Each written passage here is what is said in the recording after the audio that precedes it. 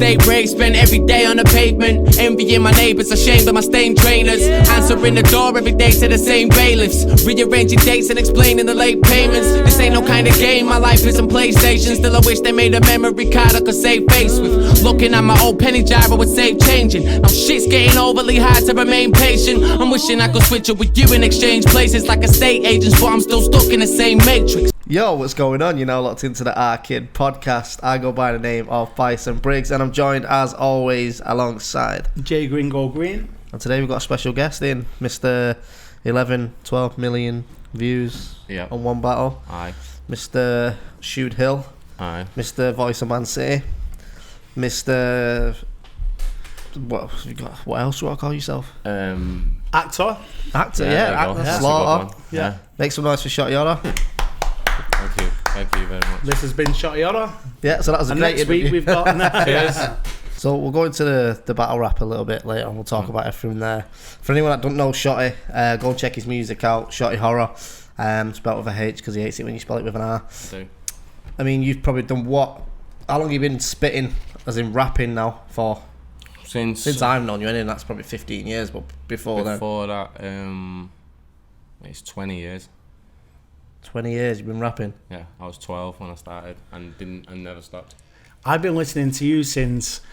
Remember that Mercenary Squad video? The Oh, bush that's shots what for the chest of a guard and a bitch in that video. Obviously you remember it. You was there. It was you. Yeah. Believe it or not, it was him. But, do you remember that? Yeah. That was big, that. I still listen to that now and dance. Yeah. Honestly, put it on.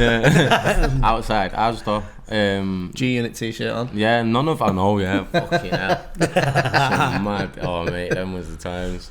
But that was like when Manchester was like, not even Manchester, YouTube was brand new. I don't even think YouTube was a proper It wasn't thing, intended for YouTube. It was for just a on a camera DVD. phone. It was for Golden's DVD. If you remember, there was the DVD scene was booming.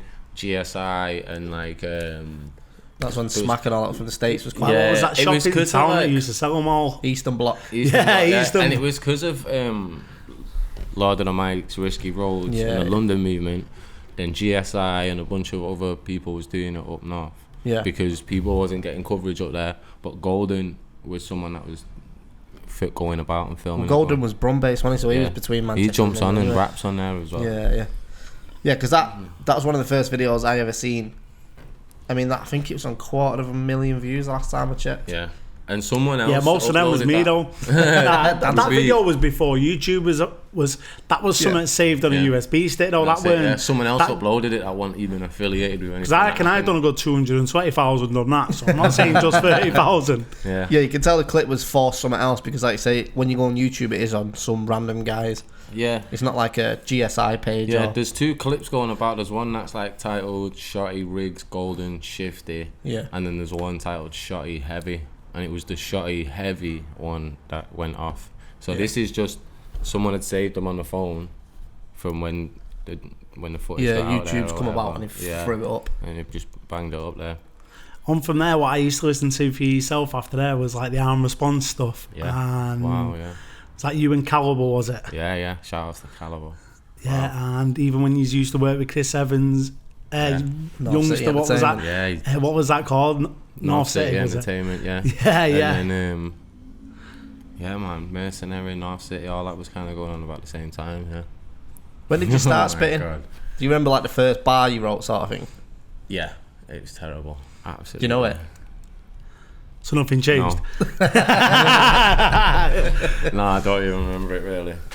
What got you into that? Remember it though, don't you? I can tell he remembers it. Do you remember it? Tell us. His face. Go on, you can hold the mic if you want to spit it. What got you into spitting though? Like, was he? It was swearing. To be honest, I was that young. The first thing I heard was Prince. Yeah. When he goes, "You sexy motherfucker," I was like, "What?" Because he says "sexy motherfucker" in it, and I was a little kid. I was blown away, and I always wanted to hear that word just because I was like. So Prince said to you personally, "You're a sexy motherfucker" when you was a kid. No. Well, it's a new one. Newsflash. All right, sorry to go. Then my brother took me to my other cousin's house and was like, "Yo, there's loads of other music with swearing in it," and then was showing me all the swearing music. and that just happened to be hip hop. It was Tupac, Cypress Hill, Snoop Dogg, Bone Thugs, and then my big brother was like really into Tupac, and it seemed like he was into Tupac for like not very long. Like he'd only just got into him, and then Tupac died. So then even the hype was even bigger than all that. But I always remember that because my nana was called Sylvia, so we call her Sil, and I used to think Cypress Hill was a woman called Cypra Sil, because the voice was so high. I just didn't get it. And one day, because my brother and my cousin was always like, yo, don't tell your mum that you're listening to this. Yeah. And one day I'm like, oh yeah, we was listening to that Cypress Hill and Tupac and that, and like my mum went mad. But because your Jordan used to spit back in the day when I first met you. Whole family pretty much, like all the boys that grew up around the same age, me, Jordan, Dale, everyone was. Are you the only one that still does it now? Yeah. Who was the best? It depended what day it was. Day was just your Jordan was pretty good. Yeah, it was just as good. It's just we just was into different sides of. So Dale was super into like grime and like roll deep and scratchy. Yeah. But if he's battled now on Apex, who would be the best? Probably them two, because of the secrets, you know. You know what I mean? You might get them out.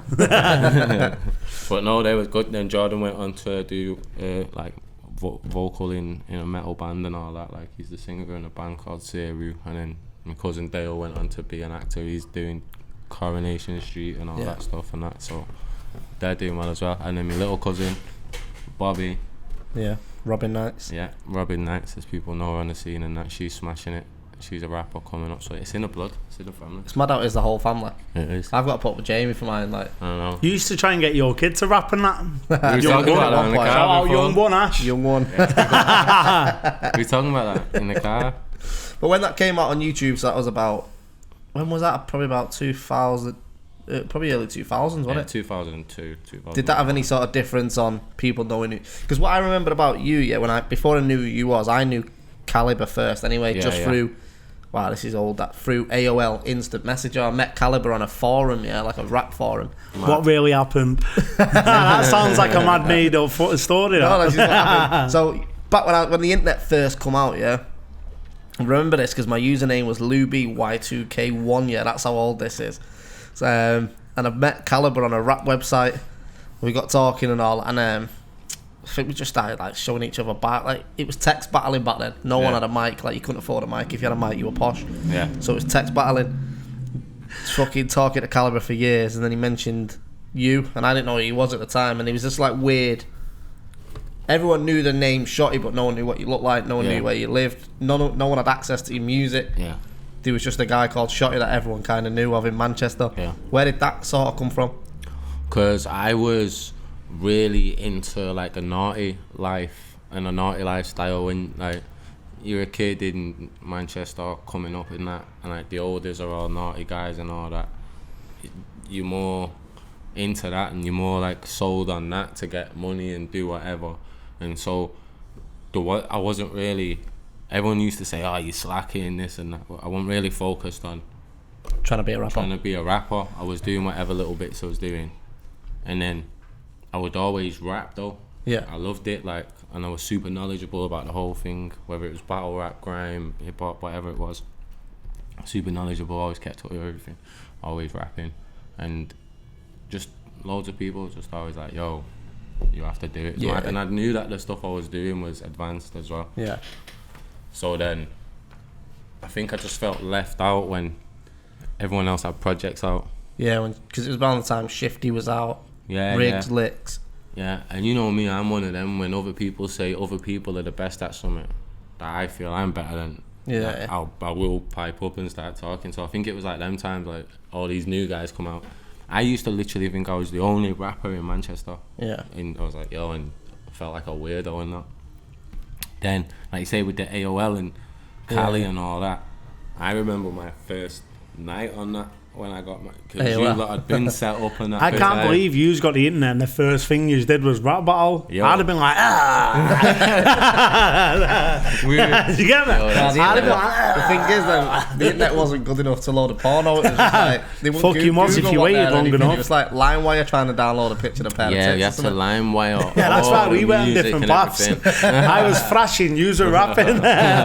Well, it was basically, you would sit at home, you'd be in online audio tournaments, text tournaments, you'd be watching Smack DVD and stuff like that, bootlegs, shit like that, Fight Club, all that kind of stuff. But also that was so brand new. We was already just out on the street, like they just caught the footage of us just out on the street rapping, spitting on the corners and that. Like, that's the way it was. That's just what we was doing. It was just like a mad thing. I think the scene misses that now, because everyone's got like, you know, you're firing the booths, your mixtape madness and all that sort of stuff. You never really see anyone spitting on tape anymore. Yeah. The Manchester. Yeah, it's mad. It's weird. Like, people often, like, once you find the fastest way into something, everyone takes that as the only way in. Yeah. And they forget all the other routes that are there and people do like and that. And I think stuff like that, just people out and on the block spitting and all that, it's a pastime now. This is what I always find mad. Really. Just jumping a bit further into the future, like, especially when you got into it and I got into it at the start, like, you was on Market Street at 9 in the morning selling mixtapes till 1 in the afternoon, pissing down rain. Yeah. People don't have to do that now because the internet's there. They can throw a song on SoundCloud and blow up overnight. Yeah. But it's hard.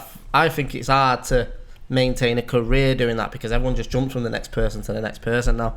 You get the odd ones like H, Just Banco, who have that one song that blows them up massively. But you get the guys who have one song and then can't really maintain it after that because they've got no fan base. The fan base is what is hot right now, sort of thing. Yeah. Do you think artists struggle with that now, or? Yeah, definitely. I think artists struggle because fans are becoming fans of genres and sounds more than the artist and the producer as well. The producer's got way more power than the producer have back in the day, which is a good thing. Like, you get me? The producer should be getting the rights and stuff, but all music across all genres right now is very much instrumentation based in it, like what's a banging beat and all that. A lot of the rappers, but can you sing on this? Yeah, and so you get a thing where even guys who are absolutely dope rappers don't do that anyway. They just they'll bring it down a few steps just to get a banging tune to get it put out there. I think you can tell the difference with some artists. Like, look at Bugzy, for example. Bugzy did a couple of freestyles that blew him up, the Chipmunk thing. Yeah. But because he's been rapping for so long and he's done the graft at sort of like the base level, people could go back and look at his back catalogue and go, fucking hell, he's been about for years. Whereas a lot of the kids who have got one SoundCloud song, they've got nothing else to go and look at. They've not done anything else. Yeah, and that's hard to tour that. How do you tour that? Exactly. Well, I was having this conversation with someone else the other day. Like, these kids are getting, say, 10 million views on a song they put on YouTube. Yeah. Not getting booked nowhere. Yeah. They don't know. They don't have a 45-minute set to go and perform anywhere because they have 2 songs. Yeah. It's difficult. But I mean, when you started writing at the start, sort of thing, was you writing songs or was it just bars? Just bars. I didn't have a clue how to structure anything. I didn't know. When I very first started rapping, there was no scene at all. You have to go back, 20 years. There was no scene at all in the UK, especially not like that I liked, and especially not in Manchester. Yeah. Later on down the line, I found certain people and whatnot, but as far as what I believed, because there wasn't an internet, these geezers weren't on the TV or the radio. Yeah. I just thought, I'm the only one. Yeah. You know what I mean? The radio was a magic place at one point, wasn't it? That's it. If you get on there, everyone knows you, and that's all I wanted to do. So, but I knew I need to be able to rap really sick, and that's all I thought that you have to do. And I was that young when I started, and there wasn't much education as far as there wasn't a guy down the road that had just gone gold on Grime Daily or whatever, do you know what I mean? 10, 20 rappers before you have laid the foundations in the Manchester scene or whatever. That weren't there. We was just like, boom. And I didn't have no clue what rapping was. So I, like, for the first year, 12 to 13, I rapped in an American accent. Yeah, same. Do you know what I mean? Like, you still do, don't you? No, shame. No, we all. Because I just thought it was singing. Yeah. And all singers back then, even the British singers, used an American accent. When you listen to it, they weren't sounding. So that's all you listened to, wasn't it? There was no. Well, it was like old school Taz and all that. Remember Taz? And there's certain things, big up to them, no disrespect to them. It just didn't do it for me. Yeah. A lot of it was overly London for me. Yeah. Do you know what I mean? get that. Or parts of British culture that I want to escape. For enough views, I'll do this show in American next time. Howdy, y'all. Welcome to the Hell Arcade Bar. But no, it was like, it just seemed like that kind of British hip hop at the time. No disrespect to anybody, if anyone watches it. It just felt to me like there was over flying the flag and trying to represent it, talking about strange parts of our culture that it's like it's not really. It's like just to be English. Yeah, and like. So it didn't really appeal to me as a kid. Later on in life it appealed to me, but as a kid I'm just like, nah, I want to be gangster shit and like fucking G-Unit and 57 all that shit. Well, a bit before that, but then when they come along, that was like but them times early on, I just wanted to write, but I didn't know when the verse would start, when the shit would end, and I didn't really take in that there needed to be good choruses. Yeah. It was just like, I need to write the sickest rhymes, and my formula for writing rhymes was and I thought I had the secret. When I was like 14 or something, 15, I realized like you have to rhyme the last 2 words. Yeah. And I thought I had the secret with that. Yeah, and then everyone does it now. Nah, everyone does it. But like, I had a good run with that for a long time, where everyone was like, I don't know what you mean with that. Will you show me that in a bit? Yeah. And then I realised it was the last 2 syllables, and these days, obviously, when you get more into it, long in the tooth like me and whatnot, they call it multi-syllabic rhymes and stuff. But I would just say, the last 2 words or the last 2 sounds. Just trying to advance your writing sort of thing. So that was it, and then I'd overdo it, I'd over-nerd it out. You have to go super complex to come back to just like something that people can actually consume and that. Yeah. So I would just spend all day going through pads and pads and pads and pads. Just trying to write different PlayStation going shit. dusty or whatever it is going dusty. And I literally spent 5 years every second of the day trying to be the best rapper in the world and studying every rapper and just going, nope, I hate him, he's crap, I'll never rap like him, fuck that guy, I don't like that guy, this guy's dope, boom. And then figured out what I thought, what I wanted about the game and hip hop and tried to take that. Yeah. But I mean, bringing Jamie into this sort of thing, so you're probably the guy that I know who has the best knowledge of Manchester music out of anyone. Like if you try and ask Jamie to give you a bar from 2003 from a Shifty album, he'll probably know it. It's sick. Weird like that. I've never heard of Shotty though. Shotty, you to be next question, because obviously I knew Shotty through Calibre and stuff. Shout out to Calibre.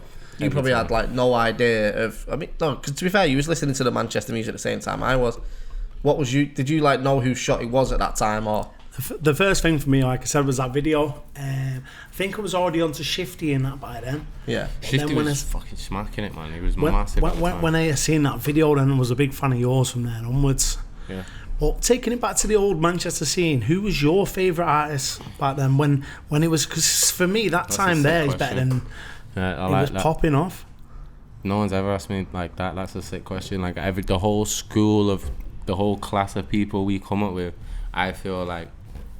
And people will probably get mad and whatnot, but I feel like that was one of the best eras of music. 1,000,000% mixtapes and everything from anywhere. I'd swap that for now. Yeah, if you know what I mean. If you could swap to say that. But the underground Manchester scene, like Shifty, Briggz, Hypes, you know, Mercs, Dino, like there's so many insane guys on the scene, you know, and then that's just the grime scene. We could go into that so deep, we could be here all day. But then you also had like Virus Syndicate, Broken English, Hoodman, or UK Team at the time, which turned into Body Rock. No, Body Rock turned into UK Team, and the scene was sick. And we'd all be at like the same types of shows, or you would see them on Market Street or whatnot like that. And the ones I would really be like when they was doing their thing and just be like, whoa, was Hypes, Manchester Hypes. He was just called Hypes back then. Yeah. And he used to have this H-double black P to the A. Yeah. And he was one of the best performers I'd ever seen. Yeah, and he was just one of the best. At that point, do you know when like you just think you're coasting. I'm like, I'm the greatest. I'm just coasting. Like, Yeah. I'm just gonna go all the way. This is no one's testing my pen. Yeah. And then come across Hypes, and it was like a Ryu and Ken thing, like some Yeah. Dragon Ball Z shit. I was like, what? Like a Barbie and Ken thing. Like a Barbie and Ken. I said Ryu and Ken. And it's just like, yo. And then when we got speaking, me and Hypes again through like Caliber and that. Yeah. When we got speaking, he was like, said who's your favorite rapper? He's like Graph. And same with me at the time. So we just go over talk about Graph stuff all the time. And me and Hypes kind of help each other figure out that multi-syllabic shit that we was talking about before, how to crack that code, and the healthy like competitiveness between me and him made us both super sick MCs. But also you have Briggz and Shifty.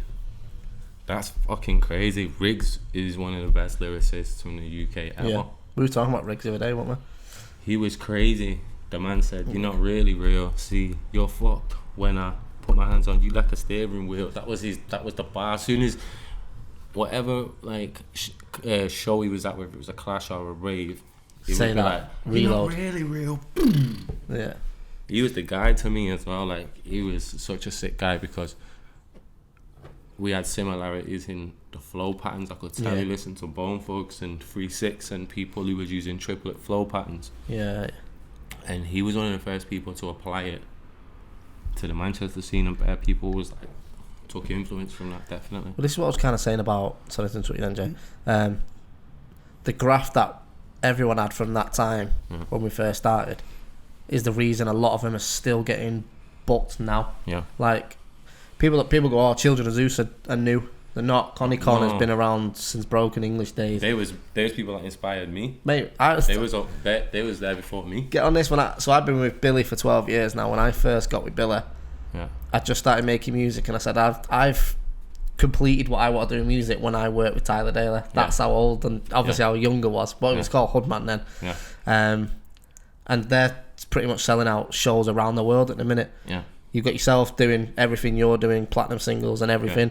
Then you've got DRS, Broken English, Strategy, touring the world, doing everything on the sort of the drum and bass scene, bass line scene and stuff like that. Everyone from that era, apart from the ones who've quit, have still got that sort of booking level to them. They are getting booked everywhere.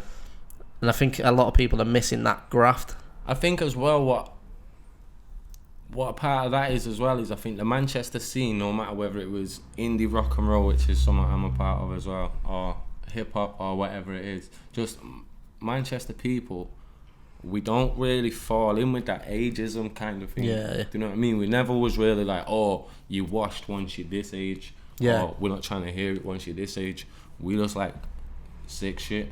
So, no, I think it is as well. I think London had, that's where all the labels was. Like back in the day, you couldn't get signed if you were from Manchester unless you fucked off and went to London. So you didn't have that thing of, oh, you've got to be under 30 so you can be a poster on a girl's wall. It was like, don't matter, we're not getting signed anyway, we'll just make Manchester music. And the music just gets better, more refined. As it's like using Tyler and Connie as an example. Connie was with Broken English for so long. Years, mate. I remember DJing at the old Dolt Flop events and that. Like, plus he would DJ for some of the biggest artists in the world when they would be it.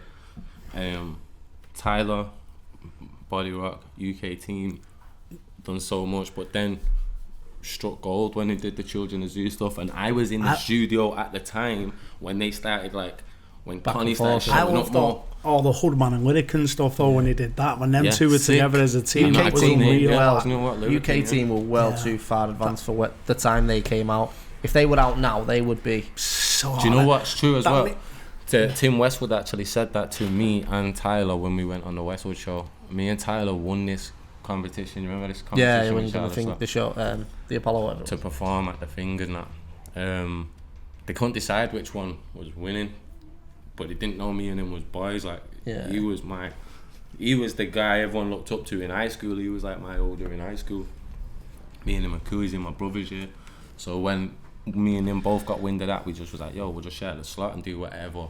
We'll just splice one of our tunes, take my verses off one tune and just put on one of his tunes. So we did that, and it was a bit of a fuck up on the stage at Baby the time. You're Alone or something, was it? Yeah, and I put my verses on it, and we messed up a little, like the thing, because we'd never rehearsed it enough, and it was in front of 8,000 people at the Apollo, but we styled it, it was lit.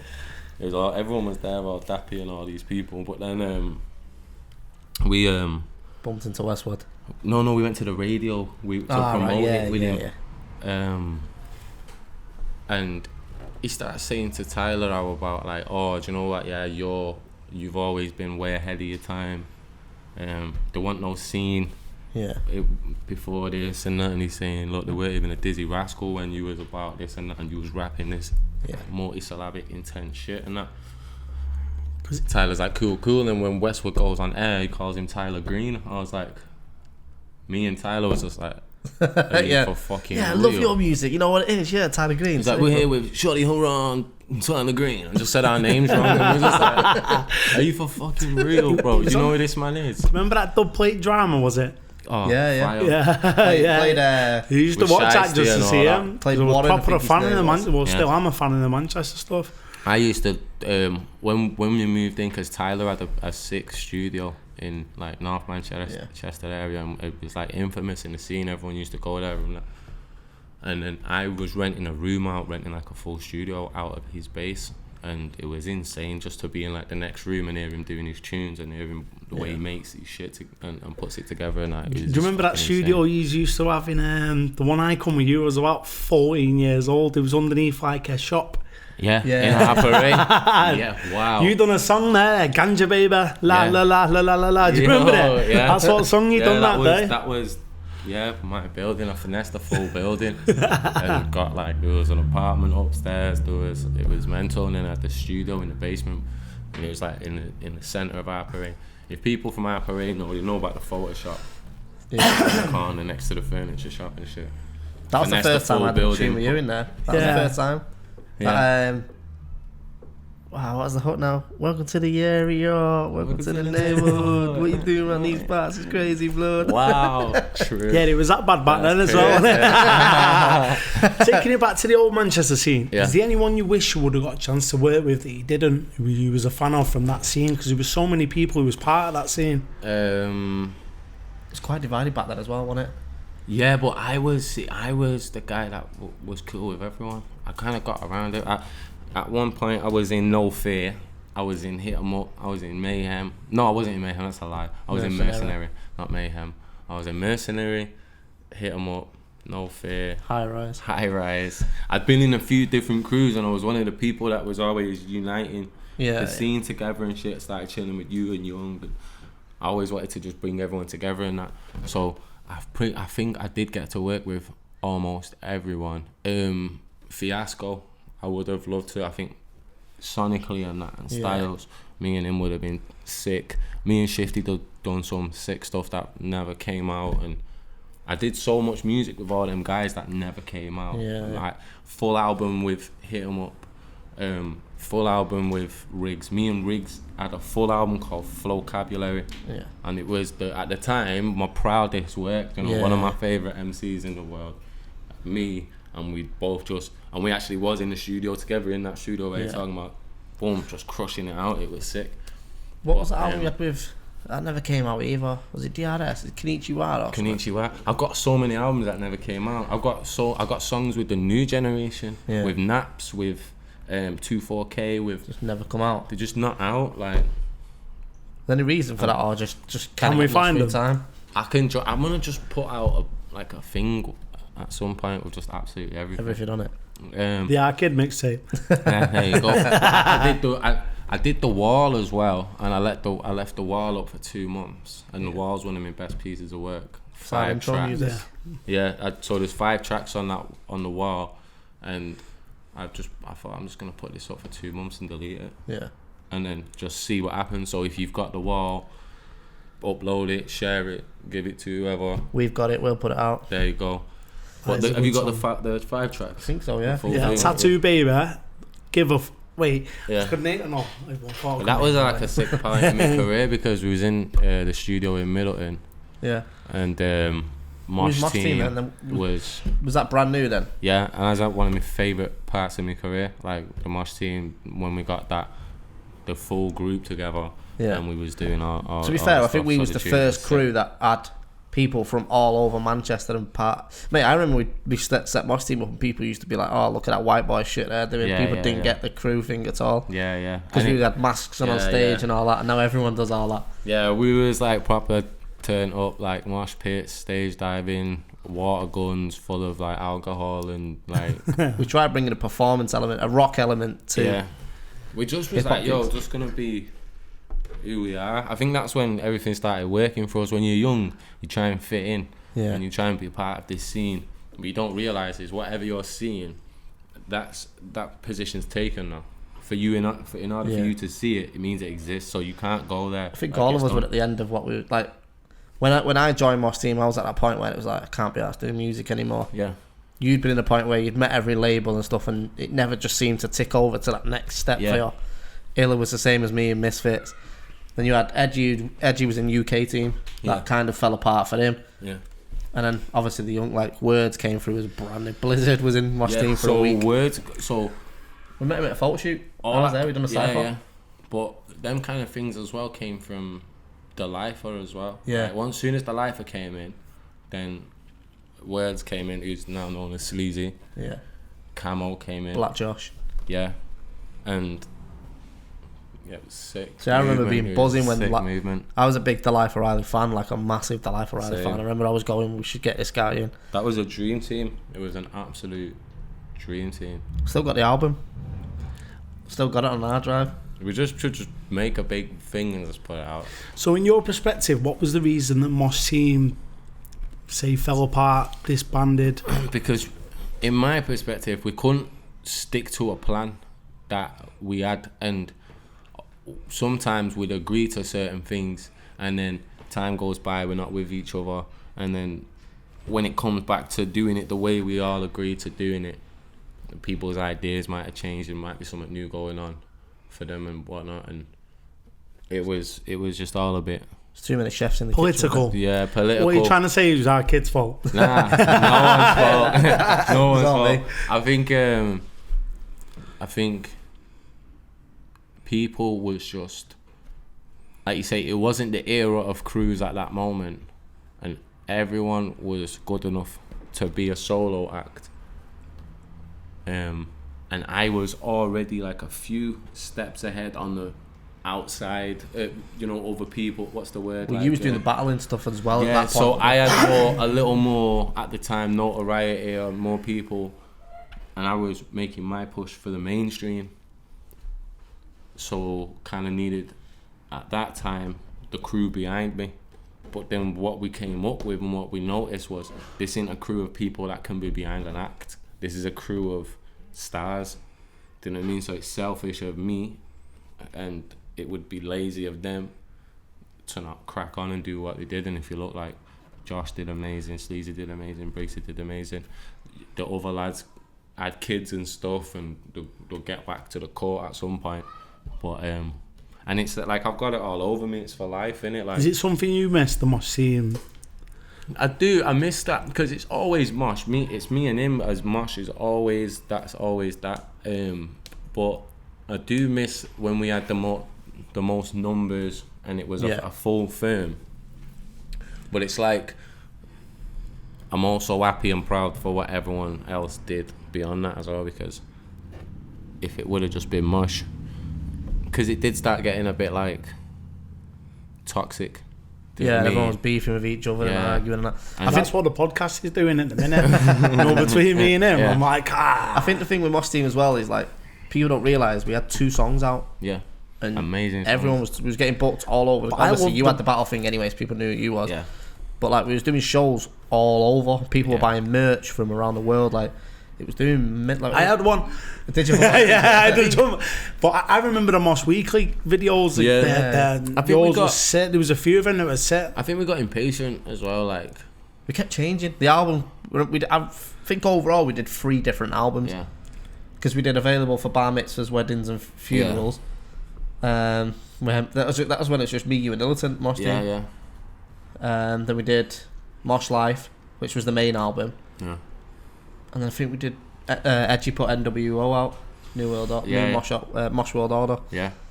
What do you think the reason that they all, let's not say one, not fell apart, like disbanded? What was your interpretation of what happened? I just think everyone had their own shit going on. Everyone had more solo. The majority of the lads, Josh already left before it split up. Everyone was kind of leaving, weren't they? Yeah, everyone had their own ideas of what they wanted to do.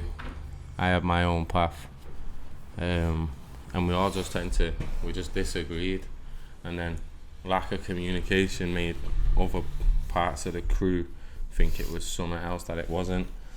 But yeah, there's always bare love. There was arguments and shit, and like heated arguments at the time. But when you look back, there was bollocks. Yeah, when you look back, they're pretty daft. I think it was all just frustration at the end, wasn't it? Like, yeah, everyone was frustrated with the way it was going. Mainly because let's be fair, we had a fan base, we had no music out. Yeah. Every time we did make music, it changed. Then it was just like, I think it was just getting to that point. We're not making enough money to sustain it consistently. Yeah. The members who was in Mosh Team, these all still get on? Most of us, yeah. Obviously. By most of us then, so no. That's the answer. Yeah, but it's not like, I don't think it's a I don't like you sort of thing. No, Like, not on my part. sorry, my asthma's flared up a little bit. But Alright. I think out of all the members who was in Mosh Team, I only have like constant communication with one, and then I'm quite I have a lot of communication still with Sleazy, or who was known as Words at the time.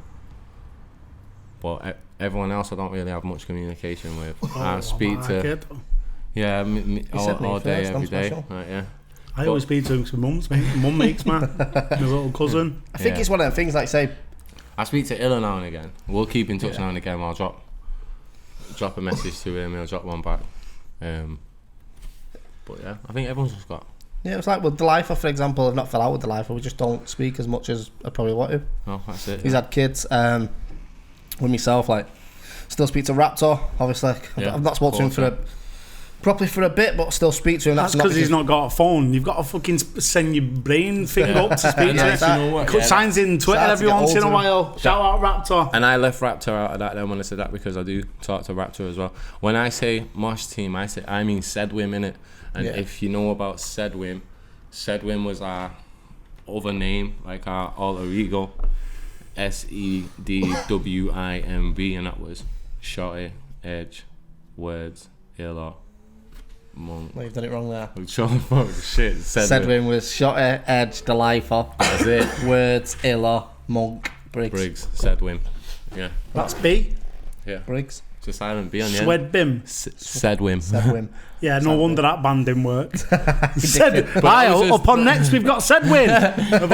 Fucking hell, these cunts. That was just something. What the fuck? That was just something that we had amongst ourselves, which meant like the original members. It was like a bikers type of. Was all our secret handshakes and that? No, we should have. That was to be fair, it's like when we did music videos, we all worked on them, and it was always directed by Sedwin. It was never directed by one person, edited by one. Fucking Sedwin. It worked. Oh my God. God. Leave your comments here, yeah. Geniuses. I'm in a new group called Sedwin. Sedwim. Fuck's sake. Whim. Like going out on a whim. Said that fucking. Oh, mad guy, you. Mad guy, you. Do you know what Next week we got Sedwin on. It actually came from like when we would be abbreviating who was on what tune or wherever. It would be me or someone would be putting just the letter next to it. Do you know what I mean? So me and him would be Gringo. One time I just went GB. So one time I just went, oh shit, Sedwim. And then that was it. Was you proper high? I love it. Was you super high? 24/7. But yeah, that just means Shedwin. What did you say? Shedwin. That just means original members, innit? But yeah, so like with the Mosh Team thing, I think everyone's doing all that. Like, I speak to Word, probably not as much as whatever. I speak to Words every now and again when I see him. Words is busy. He's got good music. Josh, I was in Croatia with Josh. I've seen him at that Children of Zeus. We've seen him at the Children of Zeus, both of them. The only ones I don't really see anymore is Lifer, but obviously Lifer's had I think he's got 2 little girls now, is it? Not too sure, you know, so but shout Lifer out does to his the thing. Lifer, we need to catch up for sure. Not seeing Edgy for like 3 years maybe. Yeah, same. Illa's obviously just had a kid. Speak to Illa every now and again. Like I say, same thing. Probably not as close as I'd like to be, but yeah. Shout out to every one of them, man. Love and prosperity to every one of them, man. Yeah. So rank them as your favourite. So if you had to rank the artist or the group, to your least favourite, I know Raptor's bottom. Well, you know what the funny thing is, like with Mosh Team, like when Mosh Team fell apart, everybody sort of fell out for ages, didn't they? Yeah. But we didn't probably speak for about a year, maybe. Was it that long? Probably, yeah. Because you went to Canada a couple of weeks after. Yeah. Because it weren't even like we weren't speaking. It's just it got left salty. Then I went round, so it was just left weird. Do you know what I mean? Yeah. Because the thing is, when I didn't explain when I fell out with, but when we stopped speaking, I stopped speaking to Raptor at the same time. Yeah. But I'd seen Raptor like a week after. Yeah. And it was like, that was all daft, that. Because for the people that don't know, like, I think the final straw was this one night. It was New Year's Eve. The final straw on Mosh Team was Staff, what do you think about it? WhatsApp? Yeah. And what had happened was I'd got badly sick before a show that we was meant to do, and it was like, and for people know me that know me, I do get sick like that every now and again, where I'll be like fucking crippled sick, just puking up and that out of nowhere. I work myself to the bone in it, and I've been doing so much shit on this particular night on this show. I was in hospital when I wasn't even there. He was in hospital, he was fucked up, and then I got fucked up bad, and I was puking everywhere. Me and Doyle, my boy that's always with me, this big dude, everyone will always see him at the shows. He was driving me and throwing up all over his van and shit. And then, we ended up dipping back, going to a drop-in clinic and all this, trying to get an IV and madness. Ended up going back home, just puking up all over, telling the boys, yo, I'm wrote off. Now, within that argument started happening, and it's to be expected on both sides. I'm expecting, for one, my friends to go, oh shit, he's sick and he's fucked. But then, I'm one of the two main people on the show that people are coming to see. And it's last minute, and You was on every song as well, I'm on every song and I'm gone. So I see both sides. So arguments started happening and people started thinking it was this and that and different shit. And then one night me and Raptor got into on New Year's Eve, we got into an argument about it. He'd been super drunk and all that shit. I was pissed at me. I'd phone him, we get into a long argument, and anyway, in this long argument we both go way too far. And that was kind of the catalyst. It was just alright, boom, that was the last straw. So who would you say is the hardest out of you and Raptor? Yo, this guy. The funny thing is though, if that was sort of like the bullet point in the end of it, you and Raptor still speak now out of everyone as well. Yeah, it's just, it was, and we spoke pretty quick. Cause well, the first time I seen you after that was that Don't Flop event. You came to a Don't Flop event when you'd just come back to Manchester. Yeah. About a year after. Was it? Yeah, probably. Wow. Well, it's daft at it because that's all it literally took. I remember you ringing me and just going, look, whatever's happened, so I think it was like, yeah, it's fine. I think with you as well, like, because you'd had to deal with so much of the arguments and bullshit and this and that constantly, and you was at a point in your life where you just was like, fuck it as well. I was proper ill at that time anyway. You was like, I'm not prioritising this, these guys can shout me over that if they want to shout me, and everyone had that kind of attitude, like, yo, if he wants to sort it out, he can shout me, and everyone had that kind of vibe. And then the funny thing is, when me and you, Papa, got talking again, I might have my timelines wrong, but at some point when I got pissed at the Code Red fucking footage, there was you did an advert for Code Red, so they did there was another battle league when Don't Flop was falling off and whatnot. There was another battle league that popped up, and in my head over them weeks I'd been like, yo, I want to do the battle league with Briggz again, but I've not really spoke to him about it, and that's how much it was like in my head that it went a beef with me and him, because it's me and him. So I'd not been thinking like me and him aren't speaking Who would like you that. say is the hardest that used to them? Bugzy. So let's go into the Don't Flop and the battle. What was your first battle you had? My first battle wasn't for Don't Flop, it was for the first Lab league me and battles. you set up lab Who battles. did you battle? Disaster. Did you win? Yeah. He was like the best in the world at the time as well. Yeah. Was it? Yeah. He probably still is top 5 easily. He's never dropped out of the bracket, really. People can say what they want to do, but He only does top level battles now. Did like you find top it easy to write a battle with being a musician for years? No. And did you find it easy to transfer it over to battle rap? No, I didn't get it. I really didn't get it. Like, battling first, I thought everyone was... There was a certain way to do it. You have to be like fucking over the top and that. Like, I just didn't get it. I'd always been a massive fan, but I don't think I did well at first when I first got involved. I got the win because of the styles at the time and whatnot and that. But I'm not. When I look back on that battle, I wasn't happy with my content or the angles that I come from or anything like that. It's like, What is the best, in your opinion, your best rap battle you've done to date? my performance or the Not overall talking the most battle views, your personal, the one you're most proud of of. like what I said or what like the whole battle. One you've overall. walked Tell me out of both. and gone. That was crazy. Right, so and it's always hard for me because I don't watch it back.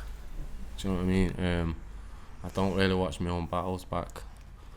I'd say my favourite when I was having fun in the ring was probably J Madden. Yeah, that was more comedy you though, wasn't it? Yeah, J Madden, Yunnan, that era of my style, it was fun. I was more animated and humorous and shit, and it's all about comedic timing and that. I enjoyed that. I enjoyed the O'Shea battle for the wrong reason.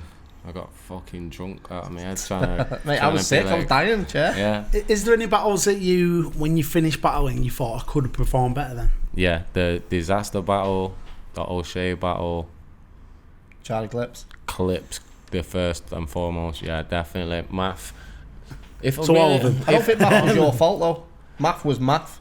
And the other thing what happened on the math thing concerning that Mosh happened? Team on the math trip. Yeah, so diving into this, what yeah, happened yeah. with Mosh Team on Yeah. the math thing? Alright, so alright, You're gonna talk about alright, yeah, go on. I'm gonna talk about talk about everything. the We don't Walking censor Tune, shit on it. Yeah. Right, so if people know me, know I've never done any class A's in my life. I've never done Allegedly. I've never done no cocaine, molly, nothing like that. Yeah. Allegedly. All I've ever done is weed and mushrooms, right? Allegedly, if you want, yeah, whatever. So we're going to the math battle. It's in London. This guy is one of me guys that I grew up watching. One of my first real battles that I really was locked into was Math versus Iron Solomon. So it's a big deal to me. It's like one of my idols at the time. And I'm with all the boys and with Mosh Team. But me and Briggz are the only two from Mosh Team, from the battle world. Edgy really got it, and Edgy understood how to be, and so did the Lifer and that, yeah. But and even Illa came with me to King of the Dot and stuff in Canada. Sleazy and Josh, they was crazy in it. Like they was proper like rock and rollers. So we get this bus. Who was driving? Did we hire a driver? We had a driver, yeah. Remember that? What he just said has to get edited out. So I'm in the bus with Josh, Sleazy, Illa. I've still got Briggz, footage of this boss. Edge. Yeah? Yeah. Sick. When we was doing the M&M thing. Yeah, oh my god, yeah. We need to put I'll that put that on footage this. put it on this. So we're on the way there to London. Everything's fine. I'm just going over my rounds and whatever. I wouldn't even smoke on battle days because that would send me under, man. Like, what the fuck? So I don't even smoke weed on battle days. Nothing, just straight on it. And I hate being main event. Allegedly, I hate being main event. I was saying to Bugzy the other day, I hate being main event because you have to watch all the battles and wait. You can't blaze weeds. You can't do your shit. You have It's to like just a 5 hour shift, yeah, innit? Waiting. you just have to wait like fuck and then get your shit out and then you can smoke. So I go into this we're in this bus together driving down to London. Everyone's having fun. Like he says, we're doing these videos and whatnot. I'm practicing my shit. Everyone like falls asleep.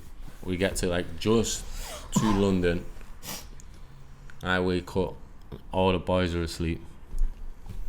And in between Josh's legs, there's like a full bottle of Sprite, but he's like had a little bit out of it. Full bottle of Sprite, yeah. And I had never had dry mouth like it before in my life, yeah. I looked everywhere else for a drink, no drink, so I took his drink in it. Fucking hell. Instant karma. Yeah, do you know, like when you wake up and you have water or something in the middle of the night and you just bang, bang, bang. I was banging this drink so hard. A big like fucking 2 litre or whatever. I must have done a litre of this drinking, just boom, boom, boom, boom. And we're literally pulling up to the venue. Everyone's starting to wake up. I'm twisting the cap. Give it to Josh as he's waking up, and I'm like, yo, I'll sort you out in a bit. And I always remembered he was looking at me weird, and I thought it was because he just woke up. Yeah. But he was looking at me like... Oh, no, you didn't. Yeah, now when in hindsight, when I think he was looking at me, he must have been thinking, yo, do I tell him? Yeah. Do you know what I mean? So, as I stand up, like I started feeling funny in it because we was in the car, we was waiting, like text a few people, whatever. You know, you gotta get escorted into the building, and I started feeling a bit funny, and my mouth was like drying up again and all that, and I was getting agitated and shit. I remember opening the sliding doors, standing out, and my phone was on my lap. My phone smashed into bits. So my lyrics are on the phone, and there's little bits that I need to tie up, but my screen went bam, smashed. So I'm like, oh fuck, I can't get my extra little bits out that I want to tighten up unless I remember them. I remember just feeling like mad, lightheaded, like, yo, have I not eaten? But I'd had food and stuff like that. We go in. It was one of them where we was late, so we was rushed up on the stage. And I'm talking to the boys. I realised I'm like speaking fast and I'm rabbiting and my hands are going, and I'm like yo, yeah. I was like, what the fuck is going on here? Like, and you can see if you watch the math battle. I know I'm a pale guy anyway, but in the math battle I am pale. You are off your neck. That's what it is. That's what had happened. So what had happened was, allegedly, there might have been molly water allegedly in the Sprite bottle, and I backed like a litre of it, or I drank a litre of it, and it really kicked in. Did you do 400 pounds on him? Oh mate, you know what? But I didn't know. So I didn't know what was going on. Yeah. And did he not tell you once you downed it? No. So he didn't want you to panic, did he? I'd gone into the battle. I'm on stage and it's starting to kick in. I'm like, what the fuck? Didn't realise Math's head was like 6 foot, right? Yeah. He's like, hey, into his eyes and that. The host, Rowan, was like, rapper and all this and saying what he says, bro. And I'm just like, whoa, the lights was like, boom. I was just like, yo, what is happening? And as I look over to the boys, I'm thinking something, I've not eaten, or I'm sick, or I'm having a panic attack or something. I look over to the boys, and you know that mischievous look, words as. Yeah. He's like smiling like that, like, oh my God. But Josh next to him has got like a, oh my God, look on, like. Because you had more magic in you than Harry Potter, that's why, isn't it? Exactly. And then, so I'm kind of like thinking, oh my, like, what do I look like? I was that white, I could see it from my peripherals. I was just beaming, like my skin was like just pasty white, beaming. I could just see how pale I was, like my nose and that, like, what the fuck is going on? Anyway, like, I hit the zone with it. I'm like, boom. Just rid the wave of it. Yeah, it's going off. And what little bits I was forgetting, I was doing all right with it and that. But there were certain bars that was longed out and didn't make sense, because I would start with the beginning of one setup, totally forget, and go into a bar that's 2 minutes down the line. No, it would have been and worse then be like, that. oh fuck. Because when you battled Math, you probably would have seen them. You don't watch battle rap anyway. When he battled Math didn't do. I think someone's just been shot outside. Yeah. Math didn't do a second round. That So really usually when threw you me rap, off. you finish your round and then it goes to your opponent, and for the next 2 minutes, you in your head you're Why didn't thinking you do a second round? because he wanted to throw a shot. He basically didn't write one. He just wanted to get paid and go. Yeah. But what happens is when you're battling someone, when they're spitting in your head, you're going through your next round, making sure everything's tight, thinking of rebuttals and flips and stuff. Yeah. So for the guy to go, he just put that sick, didn't he? Yeah, he said he just had like 4 bars. I can't just remember went what it back to was. you. And then he was like, back to you. And battle rappers know, soon as you finish your shit, you automatically go into review mode. Yeah. First round's done. I go back. Fuck, I got that bit wrong. Oh shit, that went off. Right, boom. Let me get back into my position and look at the guy. Take him but I don't even really take him what they're doing. Like I'm starting to go into the second round in my head. Like how did I open up in the how do I open You up keep now? one ear on yours and one ear on what you're saying in case you think of a sick flip or So something. I was in one of the moments where both of my ears was on what I was gonna do or what I'd just previously done, and I'm looking at him, and he was like, "So I haven't got a second round. I'm done." I'm just like, wait, did he just say he's not got a second round? Like I it watched registered it a the other second What later. would that mean? Like he'd automatically He's get this- forfeited the round. Yeah, he's He's already said trusted. But you could That still was win his- from the that first was and third. basically He's his trusted angle. his The first guy, and third. I watched it the other day. The guy basically says like, "I'm going to kill you in 2 rounds, so I'm going to give you a round for free," sort of thing. When in reality, he's not wrote a second Yeah, round. he He's didn't just have the winging it. material. Should give him 2/3 of the dough. It's true. Because you pay for 3 rounds, don't It's you? I know true, it's, yeah. as a bit, Well, to I be don't fair- like rap Well, that battle, yeah, wasn't but it's our business. company, If I pay you to battle someone else and do 3 rounds each, and you do Yeah. 2 rounds, Yeah. well, there's 2/3 of your dough. Well, that's what we would This have done. Apex event in the contract, it says you need 3 3-minute rounds Yeah. written. Well, that's probably what would have been in that contract, but But you could I just guess put they 6 didn't wanna bars in a enforce 3-minute round. No, you judge it on 3 minutes. 3 minutes is a long time when you're stood in a pit. It's not if you go, yo. This is what I'm about to say. Have it back. But I when I was tripping balls and he cut out in the second round, I was like, what the fuck? So we yeah, I won? messed up. I won. Yeah, he's shot. So you line this big story up and you won anyway. But it was the moment when like I come on stage and I walked straight over and I knew that the words and Josh knew something. Yeah. I just knew, so I've gone straight over to the boys. I'm like, yo, what's going on? And then Josh bursting out laughing like, yo, that Sprite, it was Molly water, bro. And I'm like, what? Because there's all this commotion and people try to come up to me and be like, yo, good battle and that. And you're cuddling everyone like, I Words love you like and all that, that. yo, it was Molly water, bro. Well, no one wants to say this yet 'cause he said he don't watch his battles back. If you actually watch it, Shotty's just stood there for 3 minutes like that. Yeah.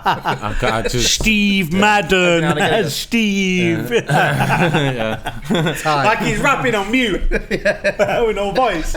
Yo, Meow. I might as well have been. You went to Canada pretty much after. Was it Math you went to Canada for? No, I'd been to... Math was in London. Chronologically, it was like I'd got... No, I mean to live. So Oh, right. was Math your last battle before the Clips battle for Don't Flop, or was that Tony D? No, because Tony D came back, didn't you? Yeah, Tony D was my return. I'd already been gone. I'd already done Math by then, I think. Because you So fell I'd out got with Math. Don't Flop after. Was it the Arsenal battle? Yeah. What was the order? So you did Disciple, J Madden. O'Shea disaster Don't- before that. So Don't Flop I did. Disciple, J Disciple was Madden. my first. And because I went in with a mix, I was known for the mixtape scenes. I had a Yeah, name and whatnot. there was a big crowd because you coming into battle. and I'd had the 2 battles we'd done, the Disaster one and the O'Shea one. Then when I went to Don't Flop, some of them wanted to just throw me up on the top of the bills and that Yeah. straight away, and I was saying, nah, work me up Work from the me way bottom. up, yeah. Because another story what is thingy as well important in the history of that was we was all sat in my apartment one night with Chronicle yeah.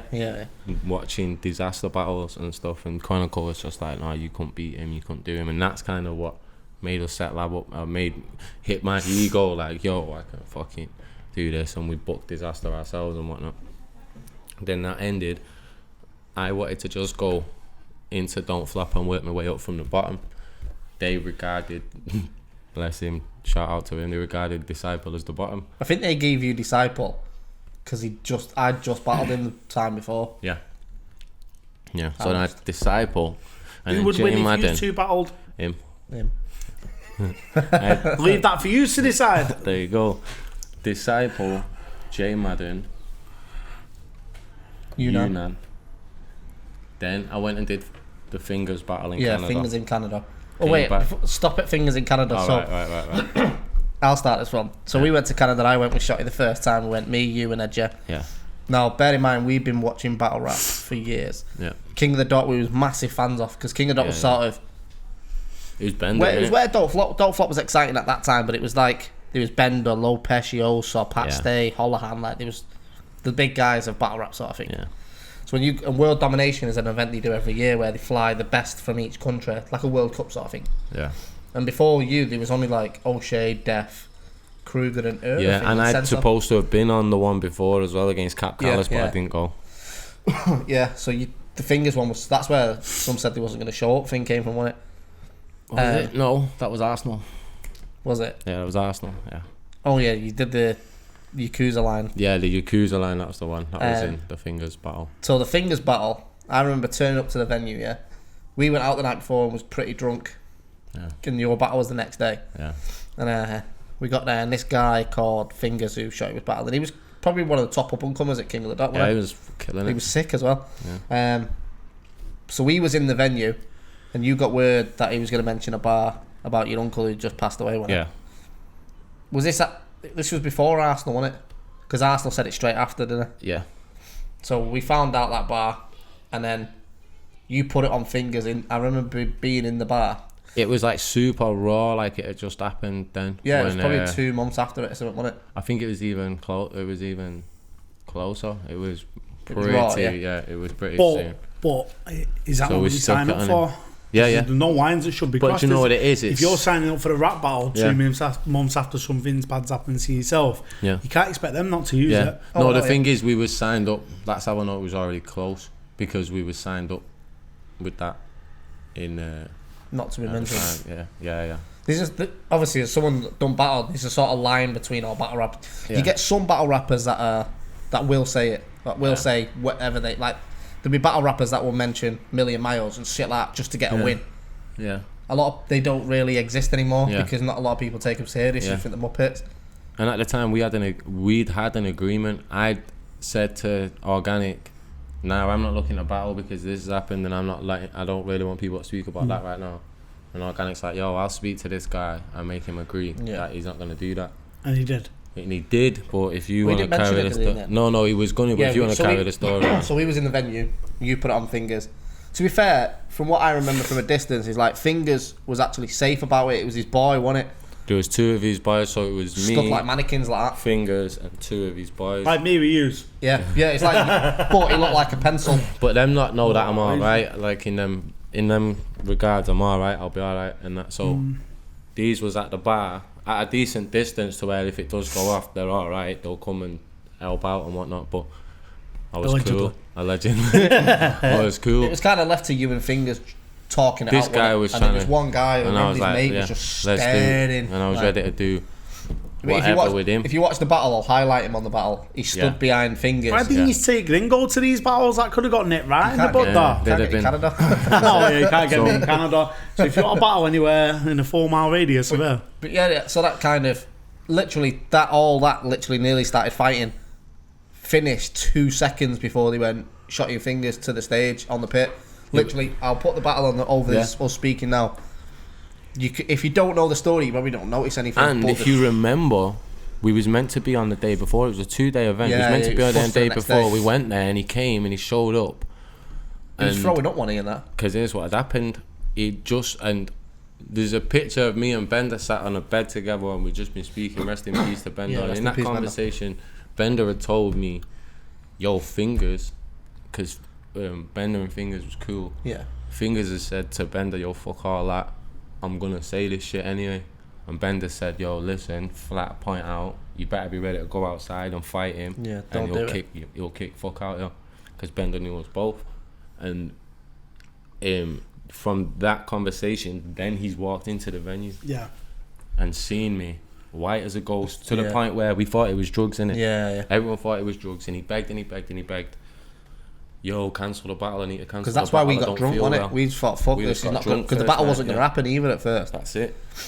Battle weren't going to happen. I start blazing, drinking and whatnot. Anyway, the second day, Travis had Organic had convinced him to do the battle, and but these times Bender hadn't told me about that. Yeah. That picture of me and Bender talking, that had not happened at this point. So he'd just gone home, he'd panicked, gone home and tried to rewrite some shit and get that bit out and fill the round up, and then comes back the next day with what he had. And so then the next day when he came back, that's when we did it. And then after that shit is when Bender told me that night, and the thing, he said, here's why he really did that. Yeah. But there was a funny thing. Do you remember my when I stood in a puddle? Stood in a puddle now? You won't even remember it. So the second day, hot day, remember? Yeah, I remember how hot it was. I had got these like high top, like greyish Nike things. There was fire, and I was wearing like chinos, like proper light chinos. And it was a hot day, and we was walking down this street called Spadina in Toronto, and I'm behind Bugzy, going through my bars, like yes, because we just got told it's back on and to be there again soon. So we're away from the venue, we're walking down the street, and I'm behind Bugzy. And in Toronto, it can rain 1 minute and then be boiling the next minute. And it had been raining all day, and then it was fucking beautiful. Walking behind him, not looking where I'm going, he sidesteps, and my fucking, almost like my full leg goes down this hole. Do you remember when we had to go to the hot dog stand and get the water? Shit. Yeah. Oh, mate, so white chinos, white thingy, and my whole leg goes down the shit. I'm trying to clean it, go to the hot dog stand, trying to wash the thing off and all that. End up having to run back to the hotel, which wasn't even Nearly that missed far. the battle again. Nearly missed it. To change my pants and all that type of shit. Nearly missed the battle. So that's why in that battle, I forget my shit. Lines. I had like the rhyming words in it. Yeah. I had like a bunch of rhyming words that I couldn't fit into a scheme, and I'd already filled up my other rounds. So my 3 rounds was done. But I'd had these rhyming words first before anything. And so that stuck in, and the rhyming words was like, pick a guitar. Because it sounds horrible to say it in normal life and normal life context and that, but it's battle rap. You got to remember it's battle rap, and the guy was missing a few fingers, which is why he was called Fingers. So I was thinking of pick a guitar, give a massage, all things that you would have to do with fingers that he couldn't do. So I was thinking of these rhymes: pick a guitar, fingers in jars. Where are they pickled in jars? Like, give a Minaj, give a massage, Nicki Minaj, all these rhymes, and I just had all this stuff, and strung it together. I just had to, because I forgot my shit, so I just had to just throw this together. But I said to someone recently, it was like being on Guitar Hero when you see it, you don't know what the fuck you're doing, but you're winging it and it's working. It was like that, just boom, boom, boom, and everyone was loving it. And the people were saying, "Oh, best King of the Dot debut, or best international King of the Dot debut, this and that." Just before we finish on, was you sober that time? Yeah. We did on the flight on the way back. I don't know why I'm going to say this. This is embarrassing to me, but if anyone knows me, when I fall asleep, I snore proper loud. Anyway, proper. So we was on the flight on the way back. Me, him, and Edgy. Me and Edgy fell asleep. Shotty's awake. And there was a waitress, fit one, that kept walking by, and I'm asleep. Yeah, Shotty's awake, and I farted proper loud in my sleep. But she walked past and thought it was him. I'm just like, that pretty next to him asleep. Looked at me right in the face like I just slapped her. It looked like I'd forced it out because she was walking past. Couldn't believe it. Do you think the battling had an effect on music negatively? Because, like, from my perspective, I find if I'm writing battle bars, I'm not writing music anymore. Yeah, that's true. I have to switch to one or the other. I can't be doing both because it's different structures and writing types, isn't it? And I don't want to waste punchlines of either of them. Yeah, punchlines. Yeah, I'm the same. I write a punchline, I think that's safe for the tune, then I think, but I'll go off in a room. Do you know what I mean? That's the problem. It would go off in a room. That's the battle rappers. In my personal opinion, I love music much more than battle rap, but that's all with me. I know there's a lot of fans of battle rap out there. And there's a lot more fans of music though. A lot more people would agree with you, definitely. All I'm saying is battle rap shit. So post battle rap, you then moved to Canada. You didn't move to Canada when you were. Was it Deadmau5 the first person that sort of? The first time I went out there was with you, and for the Fingers battle, We come back, did the Arsenal battle, which was like... and that blew everything up. That was like the most important. So the first time you sort of got attention was probably what? Do you think the Arsenal battle sort of changed everything? Yeah. And the Arsenal battle definitely was the start of everything. As far as international wise and people taking me serious. The Fingers was my first international battle, but that didn't really do nothing for me on the international stage. Yeah. It was the Arsenal battle. And what a lot of people don't know is the Arsenal battle, that wasn't meant for me. Yeah, I remember the poll, didn't you? Who should get this battle? Yeah, because they wanted to give it Censor, but Censor had already been given Soul Can, Disaster, all these other people. So they wanted to do it in a roundabout way, and they thought the people would vote for Censor over me and that because I was new, I was free. Yeah, you was like the up and coming top guy, weren't you? Like, but I'd caused it, like I was funny and controversial, and they enjoyed it. Do you know what I mean? It was this new thing that came through, and I sounded different to them because I was a mank or whatnot. There's sort of like a battle rap clique sort of thing, and you're like, there was an inner circle of people that just get fucking. You were probably the first one to sort of break that open a little bit. Yeah, so I was the outsider pretty much, and then when we did the Arsenal battle, it was a poll. They wanted them to vote Censor. Yeah. And they voted me. I got the Arsenal battle. I remember the poll doing that, wasn't it? It was like every day was changing. Yeah. I remember... how many times did you vote on it? A lot. So did I. The daft thing is... After a bit, it took off and I really kicked it. The daft thing is with the poll that Don't Flop did, you could just click off it and click back on it and vote again. So you did actually vote for yourselves. Hey, that was like Donald Trump election rigging that. There you go. It's probably true. Well, mint. Hey, I was an internet nerd at that point. I was heavy. What do you mean at that point?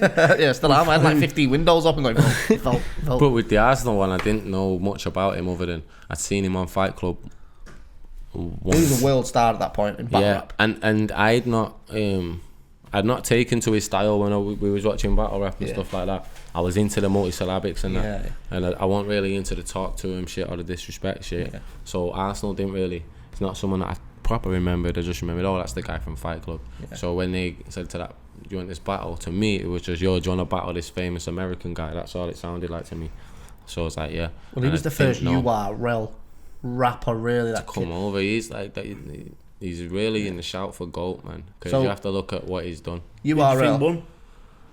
Me, I think. I personally think I won. I think a lot of when people talk about Arsenal won or whatnot, it's a lot of that is America that don't understand what I'm saying. I'm not saying that all the Americans don't understand what I'm saying, and the ones that do understand what I'm saying will definitely pick me. I'm not saying that, but I'm saying like I know a lot of people over on that side of the water.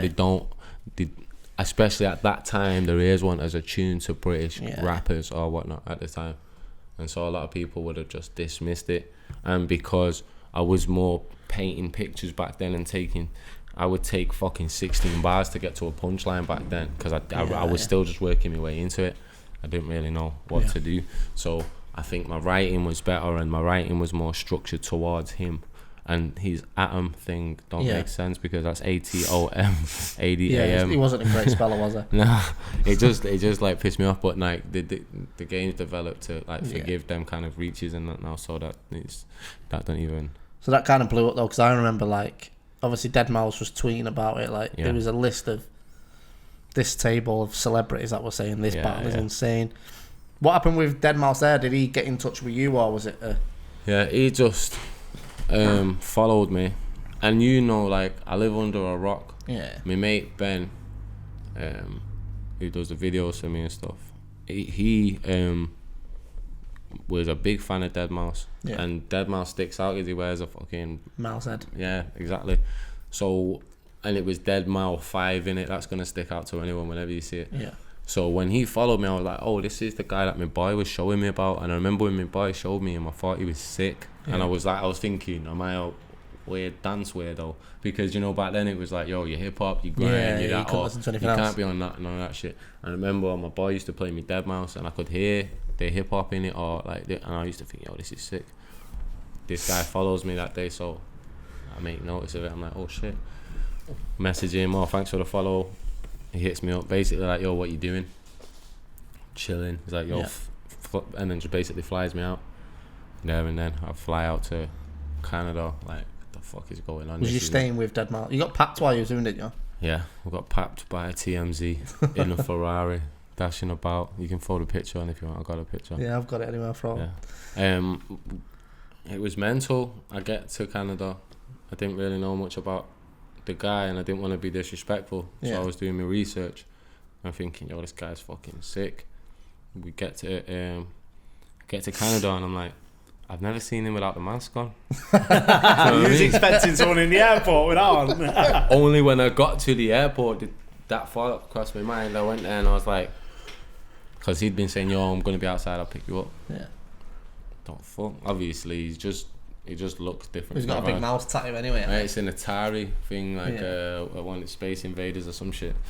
I just realised straight away. So we're getting this Ferrari, the only one. Like you do. Yeah, the only one in Canada of this type, and it was white or whatnot. So we get in, we're chatting, whatever, and this guy hits the highway, boom, like so fast.